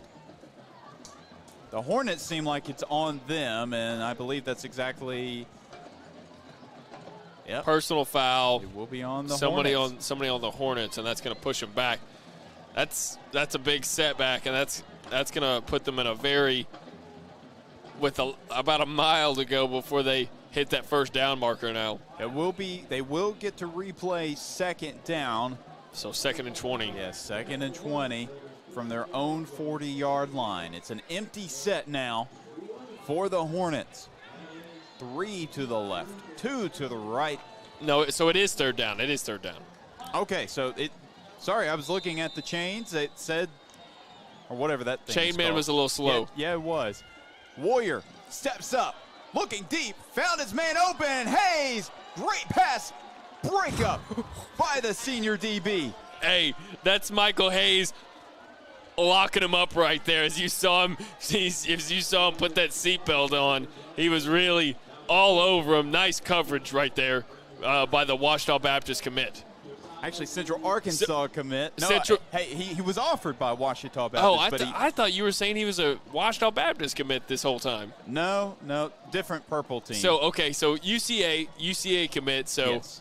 Hey, he's got so many offers, I'm losing track now. Well, right, because Ouachita was one of his better offers before UCA picked him up, and he was a guy that was hoping would commit down to Arkadelphia. Didn't happen, but Conway's getting a good one. Now the Hornets set to punt this football away. It's not a great one. Not right the best to punt. the Senator sideline. Lands about the 42. I'm going to say 42. And the Senators will have great field position. Oh, he's to still work walking. with. Okay, so 45 is where he's going to say that one went out. Interesting. Okay, so 3:12 left to play in the first half. The Senators with a 4-score lead over the hometown Maumelle Hornets. So you were asking me earlier what this Hornet defense needs to do to try to stop the Senator offense. The Senator offense is just showing all the talent that they have at every single position on the offensive side of the football. They have so many weapons. So it's kind of hard to answer that. I think the best answer I could give you, though, would probably be they've got to get pressure on Tyson Braden. Like they have to get pressure on him, because if you allow him to sit back there and throw the football, somebody's going to get open every single play because they have so much talent on the outside. Braden looking back to pass, going deep. He's got his man open. It's Muhammad. Muhammad doesn't come up with the catch. No flag on the field. Wow. There is not a flag on the field. That defensive back was playing handsies with him the entire route. I am shocked there was not a flag thrown. I don't know if I hate the no call right there. It was close, and he got over there just like right when the ball was coming down. I don't really hate that call. I don't think it was too egregious. It will be 2nd and long again now for the Senators. Braden and company discussing what to run. 2 receivers either side. And it's going to be a timeout by Coach Escola and company as that play clock was just about to expire. So what is Coach Escola saying to his crew with 3:02 left to play in this first half of action? Hey, guys, we can try to put this game away right here, right now. We need to keep playing and play tough all the way to the end of this first half of play. We almost have 3 minutes to go. If we score one more, that's probably going to be too big to overcome if you're the Hornets. I don't want to put the Hornets away too early, but a 35-point deficit is a hard one to come back on, especially when the Senator defense has been playing like it has been. So this is a big drive. I know Coach Escola is going to do everything he can to try to get 6 here. I'm looking at the booth that Randy Rainwater was setting up with 103.7 The Buzz, and I believe they left. I think they maybe weren't as impressed with this ball game as a lot of people would have hoped. Braden looking for his man in and out of his hands of his wide receiver. That was, I believe, Tatum Hayes, who could not come up with the catch, and now that brings up 3rd down for Robinson. Yeah, that was a very well thrown ball by Braden. It probably should have been caught, but sometimes those happen. I think maybe he might not have been expecting the ball to be coming to him, because I feel like as soon as he turned his head, the ball was there and he wasn't ready. So either way, nice ball from Braden right there. Back to pass, steps up, Braden.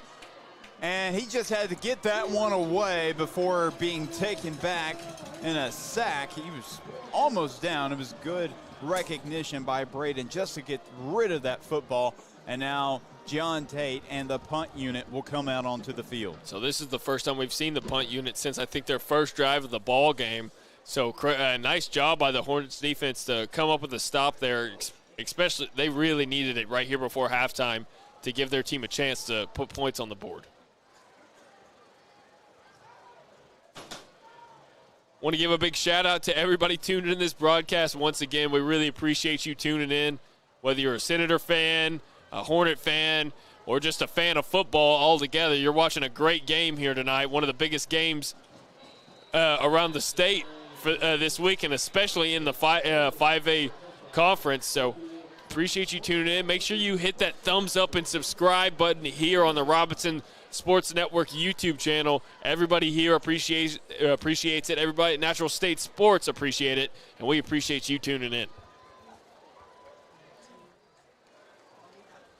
I believe there might be a penalty on the play. I'm looking at the white hat. I saw a flag go flying. Personal foul on the Hornets. I knew there was a flag that went flying on the sideline. I wasn't sure if it was errant or not, but it sure enough was not. And now the Hornets, who were originally going to have solid field position at the 20, now back it up to the 10-yard line. Man, that's just the exact opposite of what you wanted to see right there if you were Coach Maupin. You let that punt go into the end zone, so you're going to start at the 20, and now you have to start all the way back at the 10. Just stretches this long, makes this long field even longer, and they've got 90 yards before they can even touch pay dirt with under 3 minutes to go here before halftime. 2 receivers either side. Bubba Johnson to the left of his quarterback. Warrior lofts it up, and that's a big hit by Corey Crusherson. And Ahmad Booker took him down. Bubba Johnson did a good job absorbing that hit. I thought it was interesting. Warrior opting to go sort of a loft pass just to get it to his running back, kind of in a danger zone. And maybe that's something that as a sophomore quarterback you kind of learn later on down the line. Maybe don't loft it up to a guy that's playing right in the middle. Because we've seen a lot of It seemed like half of the Legion of Boom highlights from the Seattle Seahawks were because a ball was lofted too high and they were able to take the head off of a wide receiver. Man in motion. Warrior looking right, looking left. Makes a man miss, and now he's going to get something out of it. He'll get a few yards out of this one. Comes up just short of the first down, and that will be a timeout by the Hornets. Man, he made a really nice move there because I was certain he was about to get sacked. Yeah, Warriors definitely pretty shifty, and if you're a Hornet fan, you're going to love to have this guy leading your offense every single night. He certainly has some Division I talent early on. Again, it's just a sophomore, and he lit up Cersei last week, and he's just had a lot of success so far.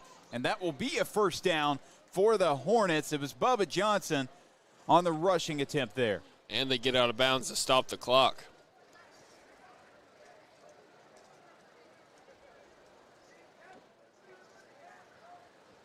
.147 left to play in the first half. And the Hornets set up at the 27-yard line. Empty set, 3 men to the left, 2 to the right.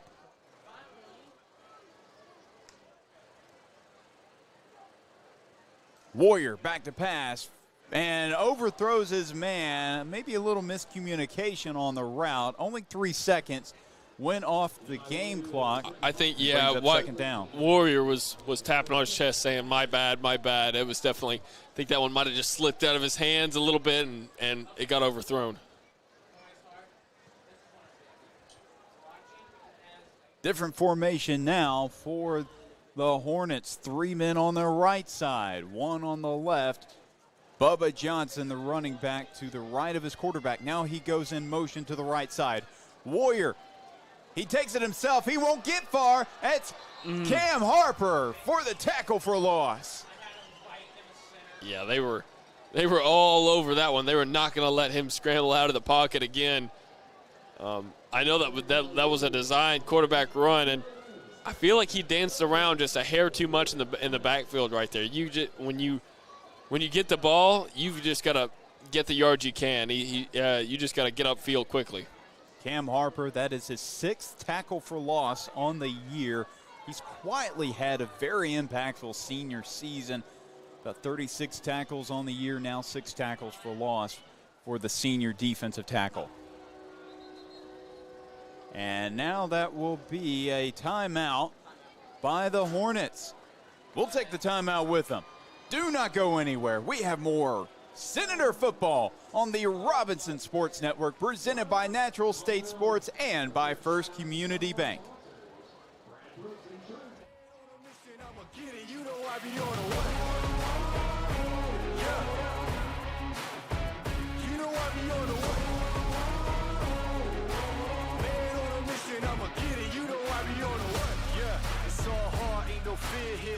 You ain't giving this to all, you steer clear.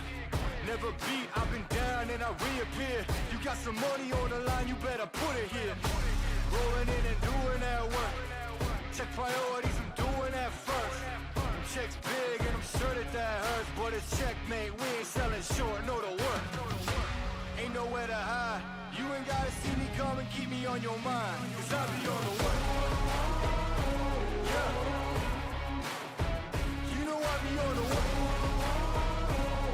And welcome back to the Robinson Sports Network, presented by Natural State Sports and by First Community Bank, where the Senator community comes first. 2 receivers to the right, 1 to the left. Warrior. He's got time. He's looking got for somebody. A lot of time.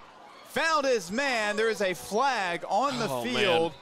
Let's see what this call is about. The dreaded yellow flag of death on the football field. Of death? That's essentially how it always seems every time it's thrown. And the clock is still running, 35-34. They will need to reset the clock. It is still running. Now it stops at 32 seconds. We'll easily have to add about 10 more seconds onto the game clock. When that flag comes out against any team that I'm rooting for, it definitely does feel like death. So you were right. I shouldn't have questioned that.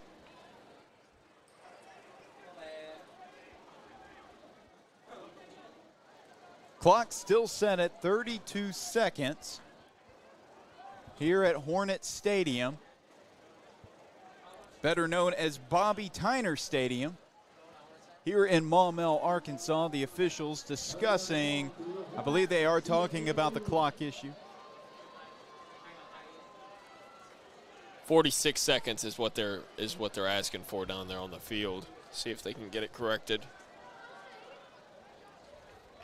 It would be a much-needed 14 seconds added onto the clock as the Hornets trail by 4 scores at home on senior night. Who's controlling the board? I am not sure. I don't see it anywhere. It should be somewhere to the left of us. 30. Oh, now they're saying 39. 39. Well, regardless, still sitting at 32 seconds. I know Coach Maupin is signaling. 39. He is signaling to the press box. 39 seconds. Yeah, 30. Still no change on the scoreboard. Mm-hmm. Just not sure what's going on. The entire Maumelle coaching staff. Now we're at 44 seconds on the clock. So we have in the chat right now. That's Ryan, actually one of my uncles. My dad's half brother. He played with Coach Maupin. Apparently, they all at Harding or at Joe Robinson. T. Yeah, Joe Robinson. T? Really? Okay. At Robinson. Well, that's pretty cool. And also something else to kind of clear up. We did mention that Levi Warrior and Josiah Warrior Benson, there's got to be some relation there. One of my buddies lives here in Maumelle, goes to church right down the road, and he said that Levi Warrior and Josiah Warrior Benson are cousins. Okay, they got it. They finally fixed the clock, and Yeah, so they now finally we're back in did. action. 49 seconds now as Warrior gets tracked down by the defense. That was Big Dominio Patterson on the tackle. I'm confused. Why is that their final timeout? Yeah, but I believe that is. Well, no. So that's gonna. It shows 2 timeouts left on the board. So I think that was their second timeout. So I think they're only gonna have 1 left. The reason I'm confused though is you go through all that trouble to put more clock on the scoreboard and then you run the ball. I was just a little confused by that. Why you wouldn't try to pass it, or why you wouldn't try to pass it to the sideline and try to stop that clock again instead of having to burn a timeout. Yeah, the Maumelle coaching staff, not sure which coach that is. He keeps signaling to the press box to reset either the clock or because the clock did run down to 41 seconds. Now it's been reset to 44. Somebody on the sideline needs to have a walkie-talkie or something, like relaying what the officials want to see on the clock, because I hate when that happens. It slows the game down, and it really just muddles things up, and it kind of some confusion, especially in such a big game like this. This is for the 5A Central title. This is an important game. Definitely don't want to get anything wrong because of a clock malfunction or anything like that. And now the Hornets will punt this football away. It's Deuce Williams back to receive for Robinson.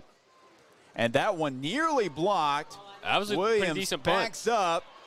He'll get past the first and the second tacklers. He's going to reverse field. Oh, my goodness. Deuce No, Williams. he won't. He has some blockers. Oh, my goodness. Deuce Williams. No way. Could it be a house call? Could it be a house call? He is tracked Oh, down boy. just shy of the end zone.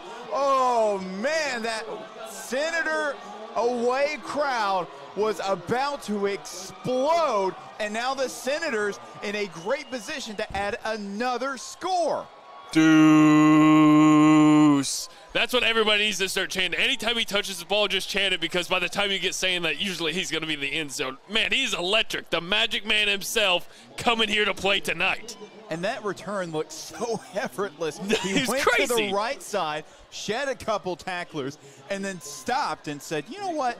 Let me go to the other side of the field, and nearly had the house call, but sets up his offense in prime position at I believe that is the 6-yard line at 1st and goal. That's crazy. And now, look who it is. It's not only Josh Smith, but Tank Reese in the football game. Tank Reese is going to have the football. There's a flag on the field. is going to be on the Senators. This is the first time that we've seen Tank Reese on the field on offense this year. It will be false start on the offense. So now Tyson Braden and the usual starting offensive crew come back out onto the field. But I've been really curious. Scola has been showing some different plays. Yeah. You've seen Josh Smith on the football field. You've seen now Tank Reese on the field. He was in at Wildcat quarterback. How many times do you have your linebacker in at Wildcat? And, of course, last week we saw Lennox Campos catch a touchdown pass, and now there's going to be another whistle again on the offense. So the Senators will continue to back it up. I don't know what's going on. You don't see that very often from the Senators. Two back-to-back. I believe they're both false starts. Yeah, you don't see that very often. I'm not sure what that was, but you were talking about that different formation they were showing earlier. I think Coach Escola had something planned for the Hornets and his former player, and probably trying to get some more stuff on film for some of those teams to look at come playoff time. He's escaping the pocket, found his man open. Overthrows Jordan Thomas, the running back. He probably would not have been in the end zone, but that would have been a huge pickup on first down for the Senators, and now that brings up 2nd and goal from the 16. Man, just overthrew his receiver by just a hair. He gets that a little bit closer to him. That's going in for 6. Well, Jordan Thomas, coming into the year, really had not established himself in the receiving game. Last week against Pine Bluff, had just a great game receiving-wise. I think he only had 37 receiving yards during the season. Or coming into that game, has 110 now. As Malachi Muhammad is the receiver, Braden hooks up with on that 2nd down pass. So that trims. They had 16 yards to go, and that was a pretty decent gain. So now it's only going to be about 3rd and 7, or 3rd and goal, but 7 yards till they hit pay dirt. So almost back where they originally started on this drive. And 3, well, now it's going to be 3 to the right as Jordan Thomas went in motion. 2 receivers to the left. Braden looking. He's going to escape. Braden, he gets away. Oh, they're going to say it hit the ground. Incomplete. I did not see the ball come out. He was looking for, I believe, Jordan Thomas again on that route. And now John Tate in the field goal group will come out onto the football field. Probably a smart thing. 15 seconds left in the game. It's 4th down. You're not right next to the goal line. You still have a little bit of distance to go. Give John Tate just his 5th field goal attempt of the season. Credit to the Hornets right there of picking up a stop when it almost felt like a guarantee. They started that drive from about the 6-yard line. And Tate's field goal is up, and it is good. So John Tate nails the First Community Bank field goal attempt. First Community Bank, where the Senator community and your community comes first. That was almost a guaranteed touchdown for the Senators. They started at, the 5-yard line. Good job by that Hornet defense to step up, get a stop, and I don't know if you saw, but a big reason why they had to settle for a field goal right there is because that defensive line got some pressure on Brad and flushed him out of the pocket and made him get rid of the ball. I think maybe sooner, didn't really give him a lot of time to look around downfield, and it ended up being incomplete. Yeah, they definitely did not want to be sacked for a big loss on 4th down. Go with the conservative play. You do not have to go with anything irrational with 15 seconds in the first half, and you're up now 31-0 here in enemy territory. But John Tate and the kickoff unit will head out now onto the field. Marshawn Wiley and Jacob Henry back to receive for the Hornets.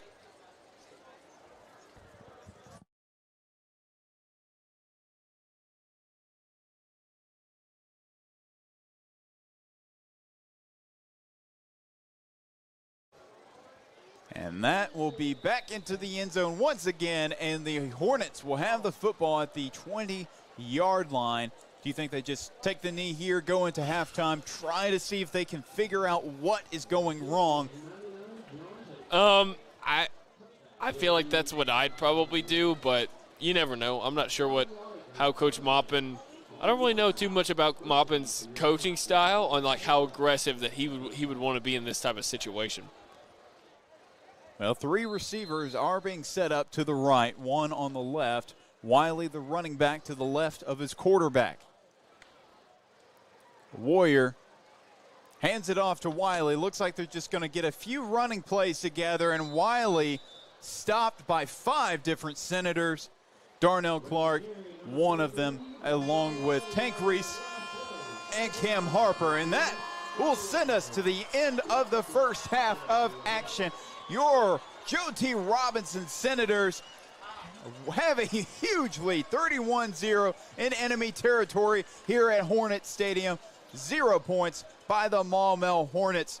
Do not go anywhere. We will have the second half action of Senator football coming up on the Robinson Sports Network, presented by Natural State Sports and by First Community Bank.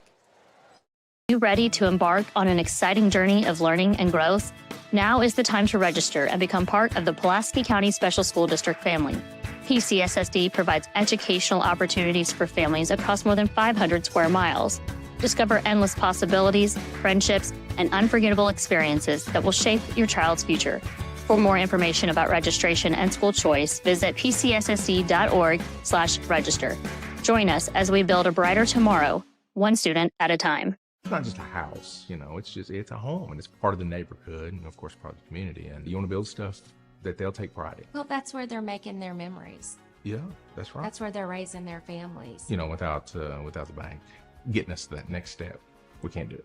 It's nice to be able to call someone at the bank and say, hey, you've worked with us for all these years. This is what we're thinking about doing. Can we pull the trigger on this today? Oh, my stars. It is just so much easier to bank with First Community.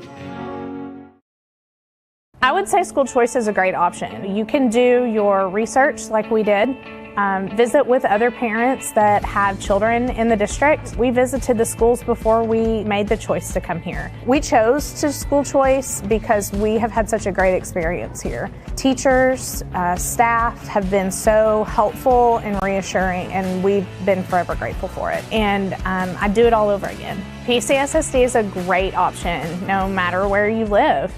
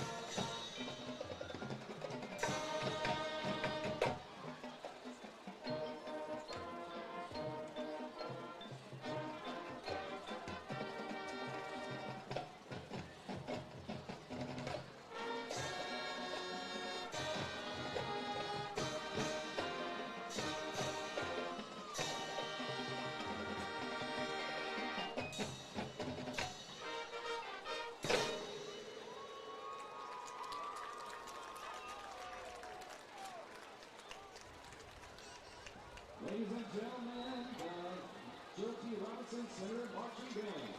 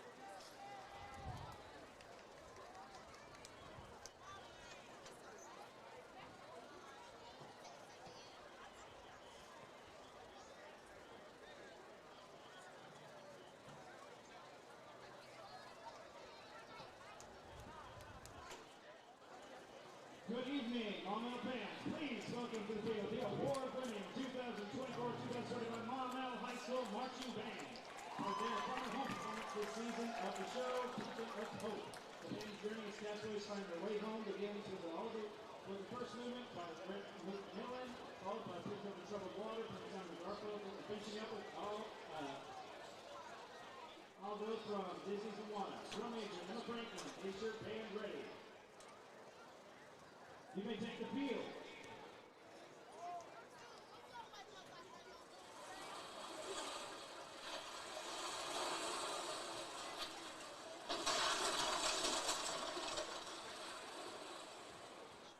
Where are we? I'm not sure. Is everyone okay? We are, but look at our boat.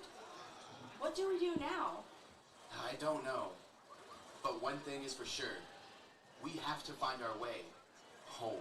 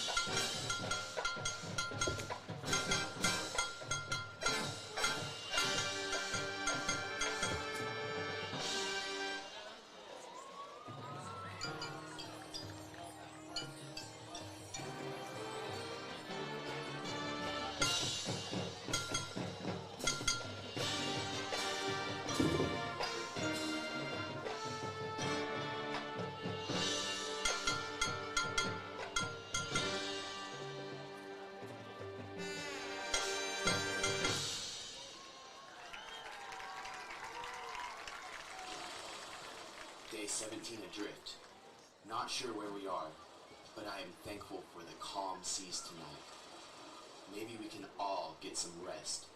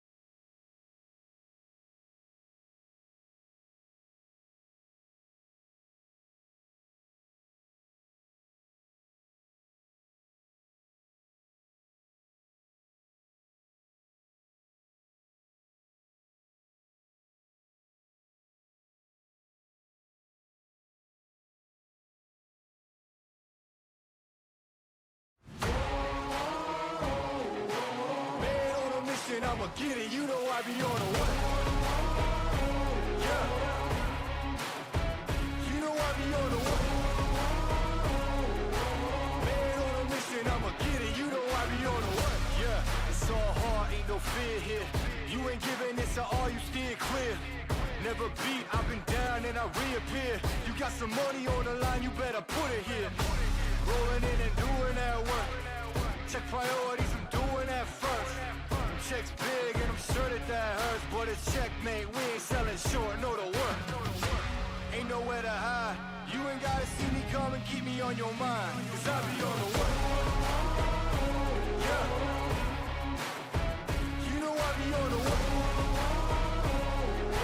Man on a mission, I'ma get it, you know I be on the way. Yeah, man we coming for them bags. If they said I couldn't have, get the team. I got a vision for the things you ain't believe. And here's the motto, hard work, this over everything. It's that comeback. I'm calling plays, hit the pass, then the run back. Yeah, I'm far ahead and got a run last. But we ain't letting up, we never done that. Ain't nowhere to hide. You ain't gotta see me come and keep me on your mind. Cause I be on the way. Yeah. You know I be on the way. I'ma get it, you know I be on the way. Yeah, I'm on the way. On the way. Yeah, on the way. I'm on the way. I'm on the way. And welcome back to the second half of action here at Maumelle Hornets Stadium in Maumelle, Arkansas. You are watching Senator football under the Thursday night lights on the Robinson Sports Network, brought to you by Natural State Sports and by First Community Bank, where community comes first. And I am Chris Gay, your play-by-play commentator, joined by Jake Hall, my color analyst. And Jake, that was a phenomenal first half by the Senators. 4 touchdowns in each of the first 2 quarters. What are you hoping from the Senator team in the second half? It's a lot of the same. They really were executing their game plan well in the first half, kind of getting whatever they wanted offensively and really limiting the Hornets to nothing on offense. So which they did get some help from some just self-inflicted penalties on the Hornets offense. The Hornets have got to try to keep the penalty flags from flying, but I mean, if the Senators come out here and do what they did in the first half, it's going to be a very good game for them. Warrior back to pass, found his man open. It's Bubba Johnson who comes up with a big catch and run right away. A first down for the Hornets. That's what you want to see if you're Coach Maupin. Nice first down play to start the second half off. You know, you deferred at the beginning of the game, expecting maybe to be a little bit closer, but now you get to make your mark right here at the start of the second half. And I feel like that's kind of when the Hornets – I've seen the Hornets play pretty well is in the second half of ball games this season. Bubba Johnson does not get much there, maybe a yard on the first down carry. Actually looks like he may have gotten a little bit more than a yard, so decent first down carry for the junior running back.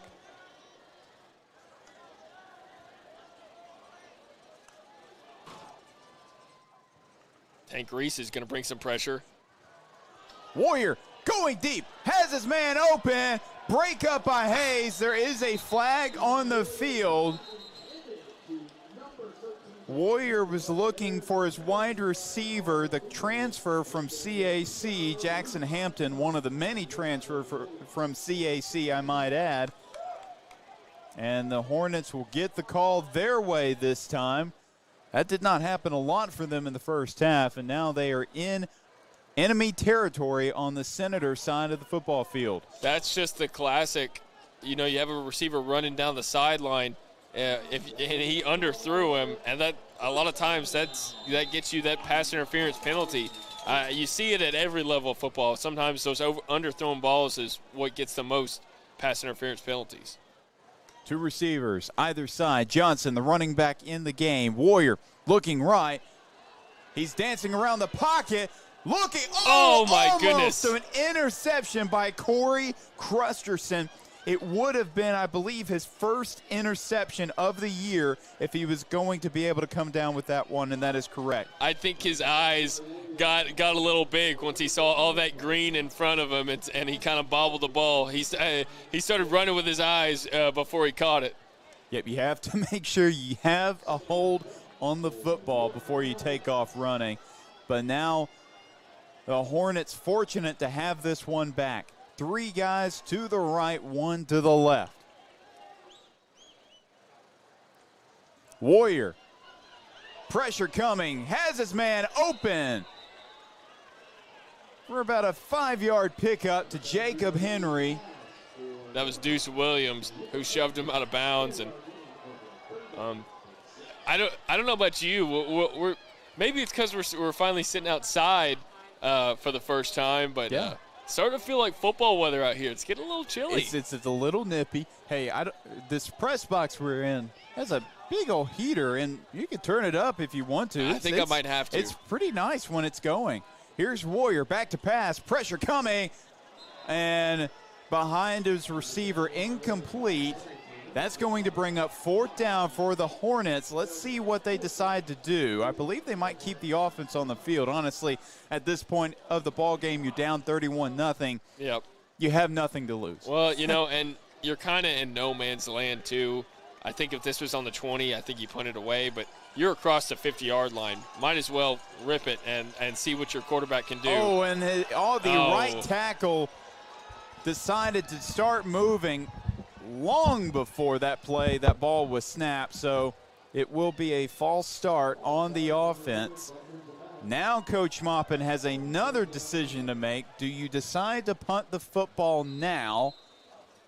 No movement on the sideline, so I think the offense will stay on the field as it is 4th and 11 from their own, well, I say own, it's either team's 50-yard line. 3 guys to the left, 1 to the right. Warrior looking left, looking, has a man, overthrows. Well, I'm not sure who he was looking for. I'm not sure who he was throwing it to. He was either looking for Henry or Hampton. Regardless, incomplete, and the Senators have the football at the 50.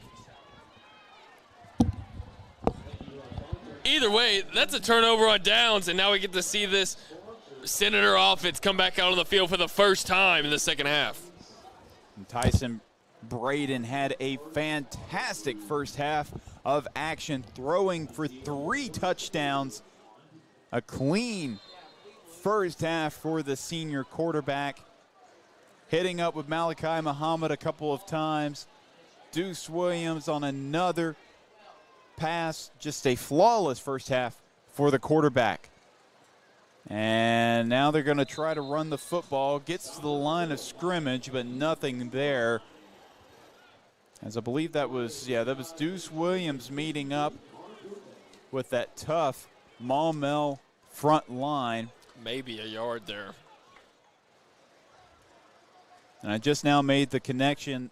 Central Arkansas Christian, right just a few minutes down the road in North Little Rock, had a great year last year. A coaching change caused a lot of players to leave the program. One came to Robinson and Deuce Williams. Several came here to Maumelle, and Deuce Williams is going up against some of his former teammates in this game, and now Braden, he's going to take off and run. Can't get to the sideline as he's tracked down by the defense. That's number 10, Jaden Gabriel. That was a nice job. That was a nice job of Gabriel. He was definitely tracking him down and was not going to let him get too far, and they held him to a minimal gain of only about 2 yards, so that's going to bring up a third down now. Gabriel, transfer from North Little Rock High School, has an offer to play football at NAIA Central Methodist University. And he's had a really solid season so far for the hometown Maumelle Hornets.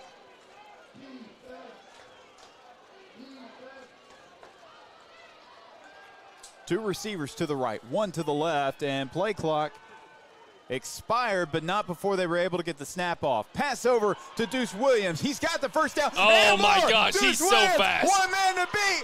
No man to beat. Touchdown, Senators! The Magic Man does it again. All of a sudden, it looked like everybody was standing still out there. He's so fast, just exploding down that sideline. Touchdown, Senators. And that's 3 touchdowns on this game by Deuce Williams, 2 from the air and 1 from the ground. Just what a game for the junior do-it-all player for Robinson. And, of course, 4 passing touchdowns by your senior quarterback, Tyson Braden. What a game. What an offensive production being put on display by the Senators. A man coming onto the field late. Where was that? Where did he throw that ball from? It was around the 35-yard. Oh, and that kick is blocked. The extra point attempt is blocked by the Hornets. So for the first time this season, John Tate has his extra point attempt blocked. I think he's had a couple field goals blocked already this season. But the Hornets get a little bit of something there. But regardless, a 37-0 lead by the visiting Joe T. Robinson Senators in enemy territory. So now, let's see. Hold on a second. I gotta mark this down.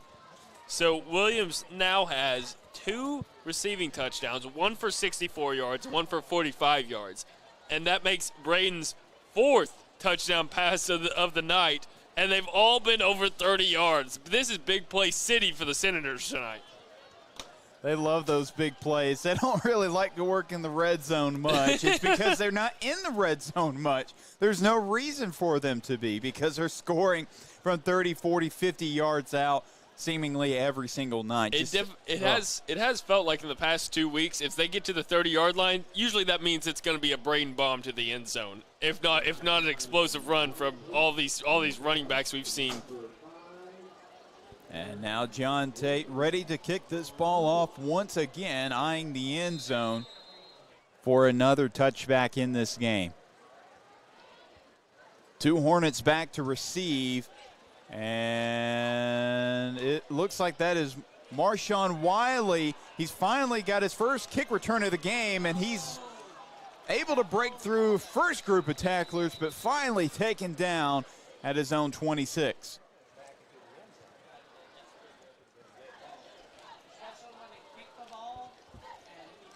Well, shouldn't have that been a dead ball because he... No, so the reason it's not a dead ball was because he caught it before. He caught it at the 1 yard line and then backed up into the end zone himself. If he would have caught it in the end zone, then it's a dead ball. Interesting. Okay.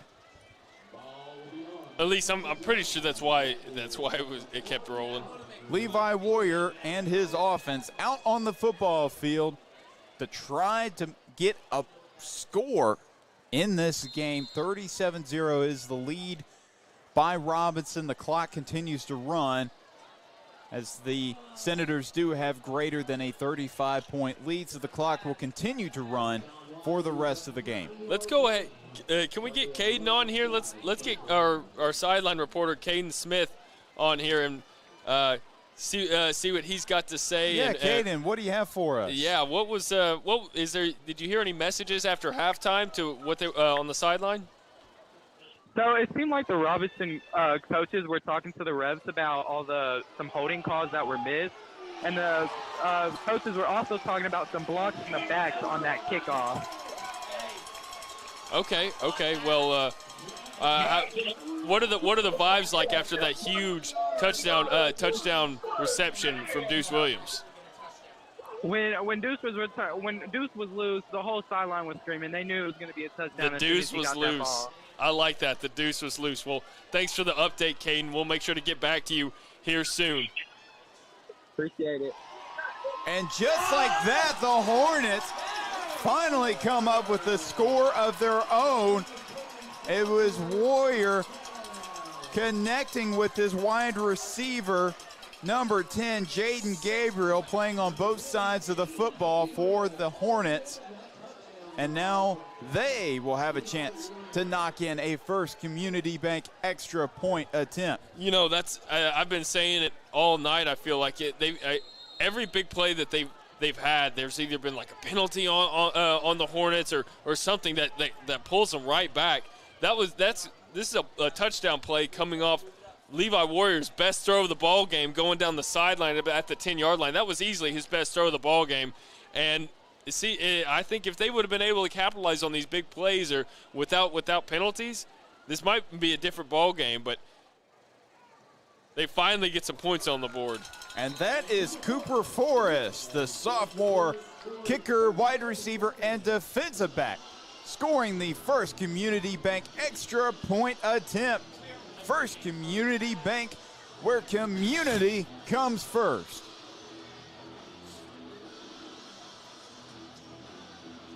You know, I trust First Community Bank a lot. They are very trustworthy, almost as trustworthy as Tyson Braden's arm when you need to get a touchdown. That's I think they go hand in hand. Yeah, he definitely is one of the better quarterbacks in Arkansas. Coming into the season, Sports Illustrated even had him as one of the top 30 quarterbacks in the state of Arkansas, spanning from all classifications of Arkansas high school football. And, you know, I know he's got to be, that was not a ranked 30 list, but he's got to be a top 25 at least quarterback in the state of Arkansas with the way that he's been playing. He's been in such great control really in the last half of the season. He started off a little slow, and then the running attack was a big focal point of the offense. And then at some point, it just was like, all right, we'll just have Braden be the one guy and have him win games. And he's had multiple games of 3 touchdowns as that onside kick is recovered by Jaden Todd. And the Senators will have the football at the 46-yard line. You know, the Senators have struggled with onside kicks earlier on in the season. Was it Beebe or was it Whitehall that they kicked so many onsides and recovered them? Well, it was the Beebe game, but Pulaski Academy was the first game of the year. They really prepared for the Yeah, Pulaski, but they still allowed one in the opening drive of the game. I remember that. But, yes, I know they gave up a couple against BB after Skull had talked about that was something they were going to prepare against. Yeah. And that's something as a head coach you hate when you say, hey, be ready for this, and it still happens. Well, for sure. And seems like they've kind of gotten it under control. I don't think I've seen them give up an onside kick in a while, at least since the BB game, I think. Well, not a lot of teams have been throwing it that way, but here's the Senators' second-string offense. Reese Simpson, the sophomore quarterback out there to lead this Senator offensive unit. Two receivers to the left, one to the right. Thomas in the backfield. Handoff to Thomas. Thomas, look at him showing go. off his speed. He's got a first down for the Senators.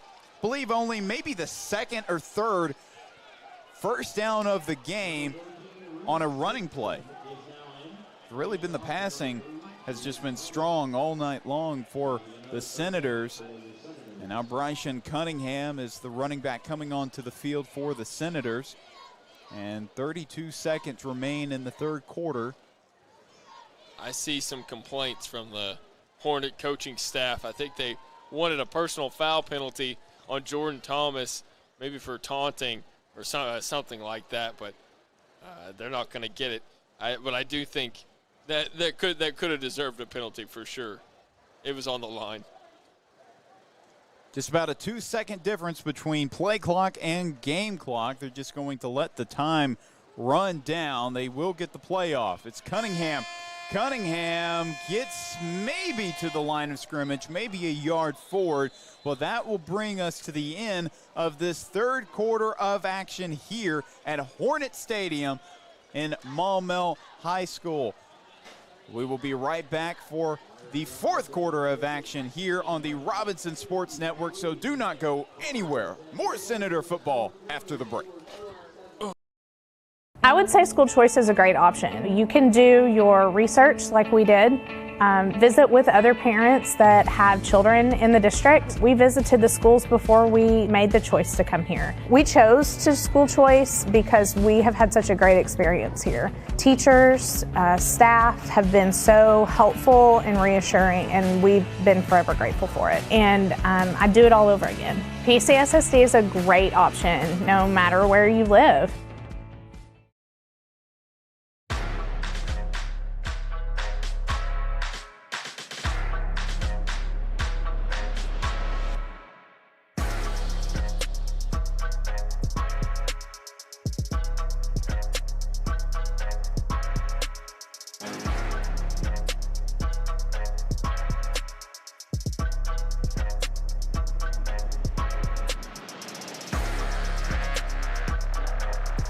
And welcome back to the Robinson Sports Network, presented by Natural State Sports and by First Community Bank. The Senators coming into enemy territory and currently possess a 30-point lead over the Maumelle Hornets. We have a full 12 minutes left to play in this ball game. Reese Simpson, the quarterback now for the Senators, out there trying to lead this Senator offense to the end zone for a fifth time tonight. Two receivers on the right side, one on the left. That's Charles Petty. Keep an eye on him. He has single coverage on that left side. Bryson Cunningham, the running back for the Senators, behind his quarterback. Reese Simpson's a cool name. I don't know why I like it, but it just sounds cool. Handoff to Cunningham, following his blockers. Cunningham up ahead, gets about to the 29-yard line, and that will be a Senator first down. You love to see these young sophomores getting out there, getting some action, and really gaining some experience and showing out. That was a nice run by Cunningham. Well, and they're also playing against, essentially, most of the starters are still out there for the Hornet defense.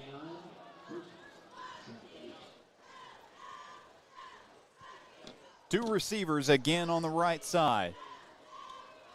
One on the left. Cunningham now to the right of his quarterback. Simpson's going to throw this time. It's going to be Petty on the outside. He won't get a lot, maybe 2 or 3 yards on the first down reception. You know, I think I know why I like that Reese Simpson name. I think it's just because I like the Simpsons a lot, and I like Reese's. I like Simpsons and I like Reese's. That's a pretty good combination. Yeah, I think it is. Well, that begs the question, since Halloween was just actually a week ago today. Was it? Yeah, it was Thursday, yeah. Okay, you're right. You're right. What's your favorite Halloween candy? I know this is kind of an outdated question now, but Butterfinger. Butterfinger all the way. Not even a question. And Cunningham doesn't get far at all. He's taken down immediately by one of the Hornets. That was number 12, Tari Ransom, the defensive back. Yeah, the Butterfinger is definitely, I think, the GOAT candy bar all around. I think you're probably the only one that might say that. I like Butterfingers. I don't know about it being the GOAT, though. Well, what's yours? Well, that's a good question. Oh, man, that is a really good. Now, I really like Crackle and Crunch. That stuff I really like as Petty gets that catch there for a first down. But it may be Kit Kat. Okay. I'd say the Kit Kat. Hey, Kit Kat's not a bad bar. Right? No, that's a really safe option to go with. You know, a lot of times, if I'm heading to the deer stand, I like to pull out a full Snickers bar. That's always a good one to munch on later in the evening. A good Snickers bar up in the deer stand. That's the go-to. No, but that's only in the Deerwoods for some reason. Right. Butterfinger everywhere else.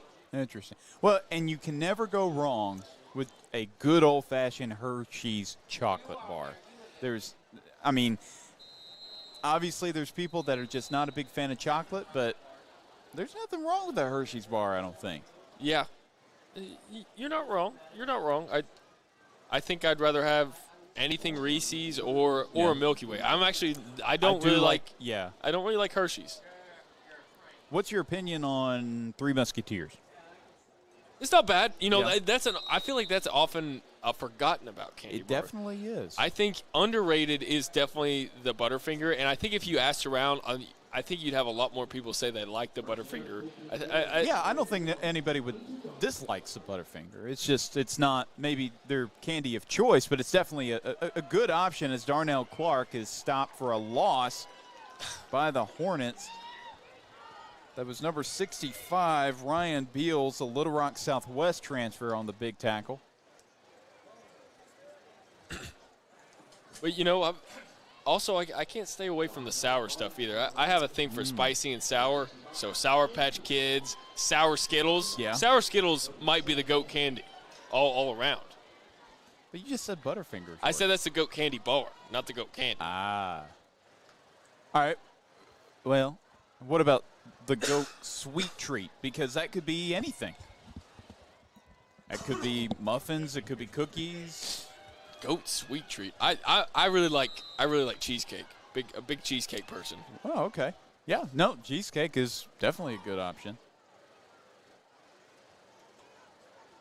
It's going to be a penalty on the Senators. It will back them up. It will be another delay of game penalty, and that is the problem when you go into a huddle a lot, especially when a team hasn't been huddling much up this season. They have a tendency to get called back for them. You know, it's a little too cold to be talking about this, but Ben & Jerry's makes a killer milk and cookie ice cream. It is never too cold to talk about ice cream. Let's just be honest. I think we all, even in the coldest of days, have a hankering for some ice cream. If you can't tell, maybe I'm starting to. Maybe I need something sweet. Maybe I think if you can't tell. I think we're both hungry. We had some good barbecue for dinner, and got a shout out. I don't know who provided it. It was Count Porcula. It was Count Porcula. So shout out Count Porcula. Maybe sponsor us at some point. Who knows? But definitely shout out Count Porcula. Some good barbecue. Definitely keeping us going here for the second half of action.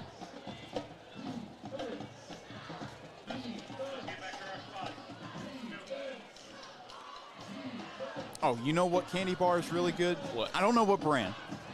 And oh, okay. Oh, yeah. Dude, I bought some of those. I bought some of those Christmas trees the other day. Christmas tree, Little Debbie's or Little whatever. Little Debbie oh, cakes.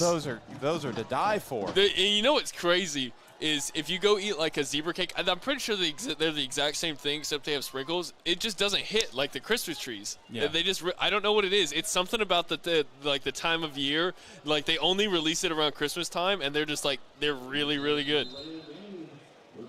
Do you think that we could possibly still be talking about candy by the end? There's 5 more minutes left to play in this game. Yeah, maybe some more candy talk. Hey, maybe we're making some people hungry, too. That's always a good thing. You know, as Simpson, he's going to load up and go deep, finding his man open and underthrows his receiver. So incomplete, brings up 4th down for the Senators. You know, no free ads, but we are giving all these candy companies free ads. Yes, we sure are. Right, yes. Yeah, all the multi-billion-dollar corporations, they are benefiting from our commentary right now. Send us a check. I'll give you my address. Just reach out to us, and you can just put the check in the mail. Exactly. No, but the candy bar I was going to mention. Let me hear it. I don't know if your school ever did this, but at North Little Rock High School, they would always do these little fundraisers where kids would go around the school with these boxes of candy, these chocolate bars.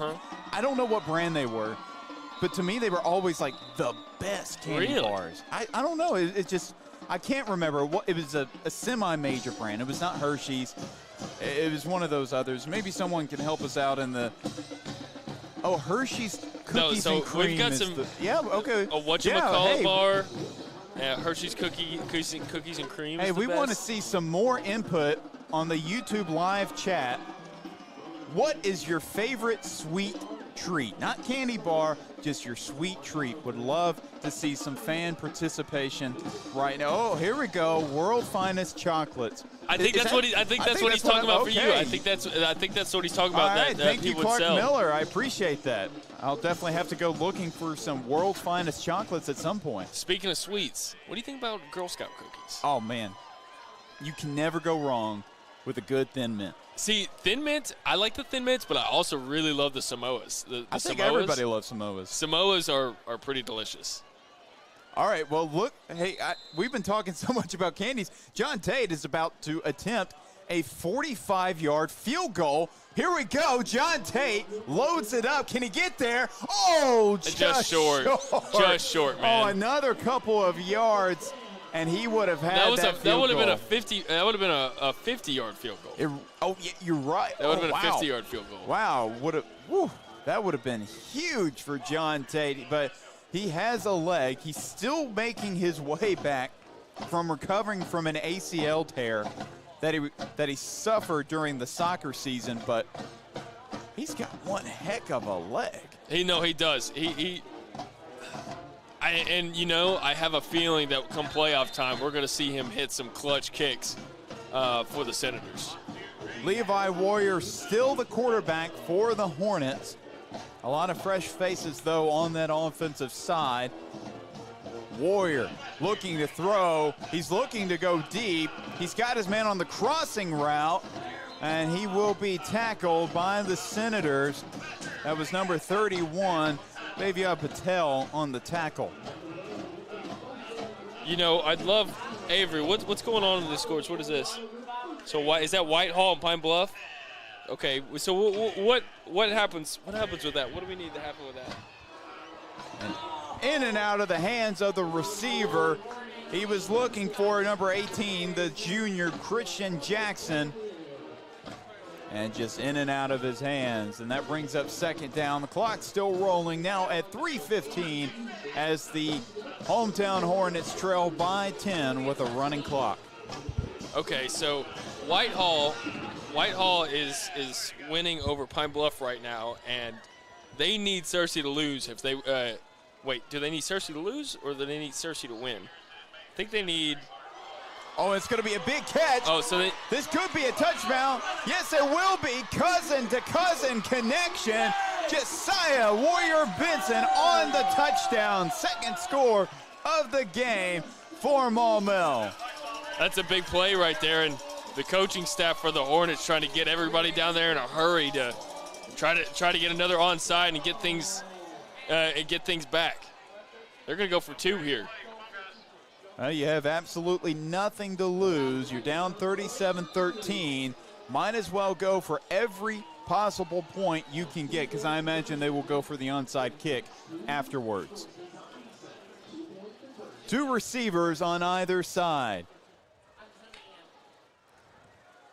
Warrior looking right, looking end zone, touch. Oh, extra point is good. What a catch. He mossed it right there. Yeah, that was a great catch by number 13, Jackson Hampton, the junior receiver transferred from CAC, making a big catch.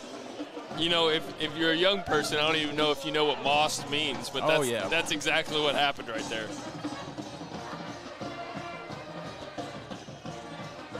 Now the Hornets will head out to kick off to the Senators. And the Senators won't have to do much more to solidify their victory over the hometown Maumelle Hornets for what will be their 9th victory of the season. They're only 1 minute and 10 seconds away from being the 5A Central champions. This is definitely going to be a big moment for them, and see they just got to close it out just for 60 more seconds here. This is a Senator team that has won the conference 6 of the last 7 seasons. It was sort of a fluke to not do that last year. Pine Bluff was able to crown themselves the conference champs. And now this ball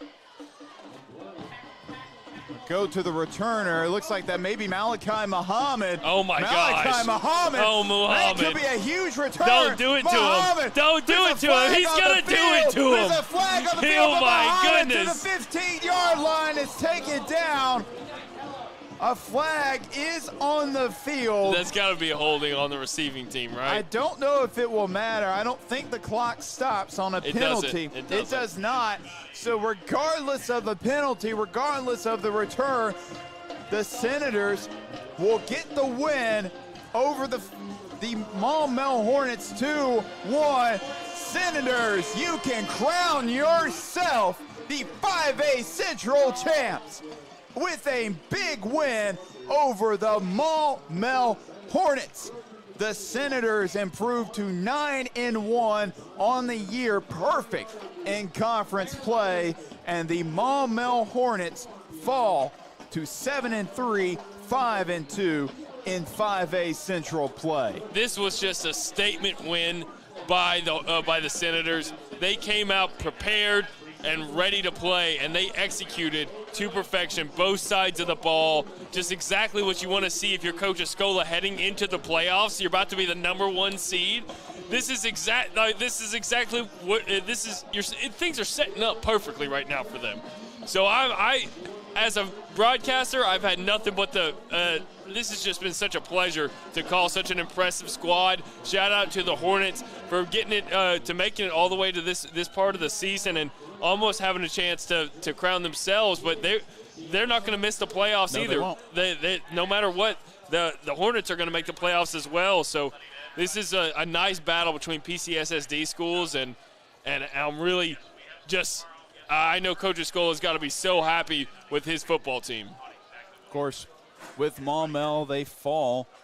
Well, if Searcy wins tonight, then Maumelle will fall to the 2nd seed, but if BB wins, they will fall to the number 3 seed on the night. Let's look at that BB score. BB trails 22-31 with 2:42 left to play in the 4th quarter. And I believe maybe BB has the football. I'm not positive, but regardless, that would be a tough game for BB to try to come back. So you said if Searcy wins, then they get to go. Then Maumelle's the 2 seed, correct? So it looks like Searcy's going to possibly come away with the win. Of course, BB desperately needs some other people to lose tonight. I know Pine Bluff and Whitehall are playing. I'd like to see the score of that one before we go off the air. I believe the Bulldogs were leading the last time I saw. So, Whitehall leading 16-12 in the 3rd quarter, 16-12. So if Whitehall wins and BB loses, I believe BB is out of the 5A playoffs, and Whitehall somehow can sneak in after kind of a kind of an inconsistent season for them. But regardless, some other great games going around in the state. So when you have a chance, once we go off the air, you have permission to leave and go watch some other games. But what a fantastic regular season for the Joe T. Robinson Senators, coming in here, enemy territory, a lot of storylines around this game. You're going up against your coach's former player and former assistant coach, who has yet to beat his former team since being here at Maumelle, and they come away with a huge road victory, solidifying themselves at the top of the 5A Central. Well, that will do it for us here at the Robinson Sports Network. I'm Chris Gay. This is Jay Call signing off. We will see you again in the playoffs. We will see who the matchup is pretty soon. Until then, be safe, have a great evening, and go Senators!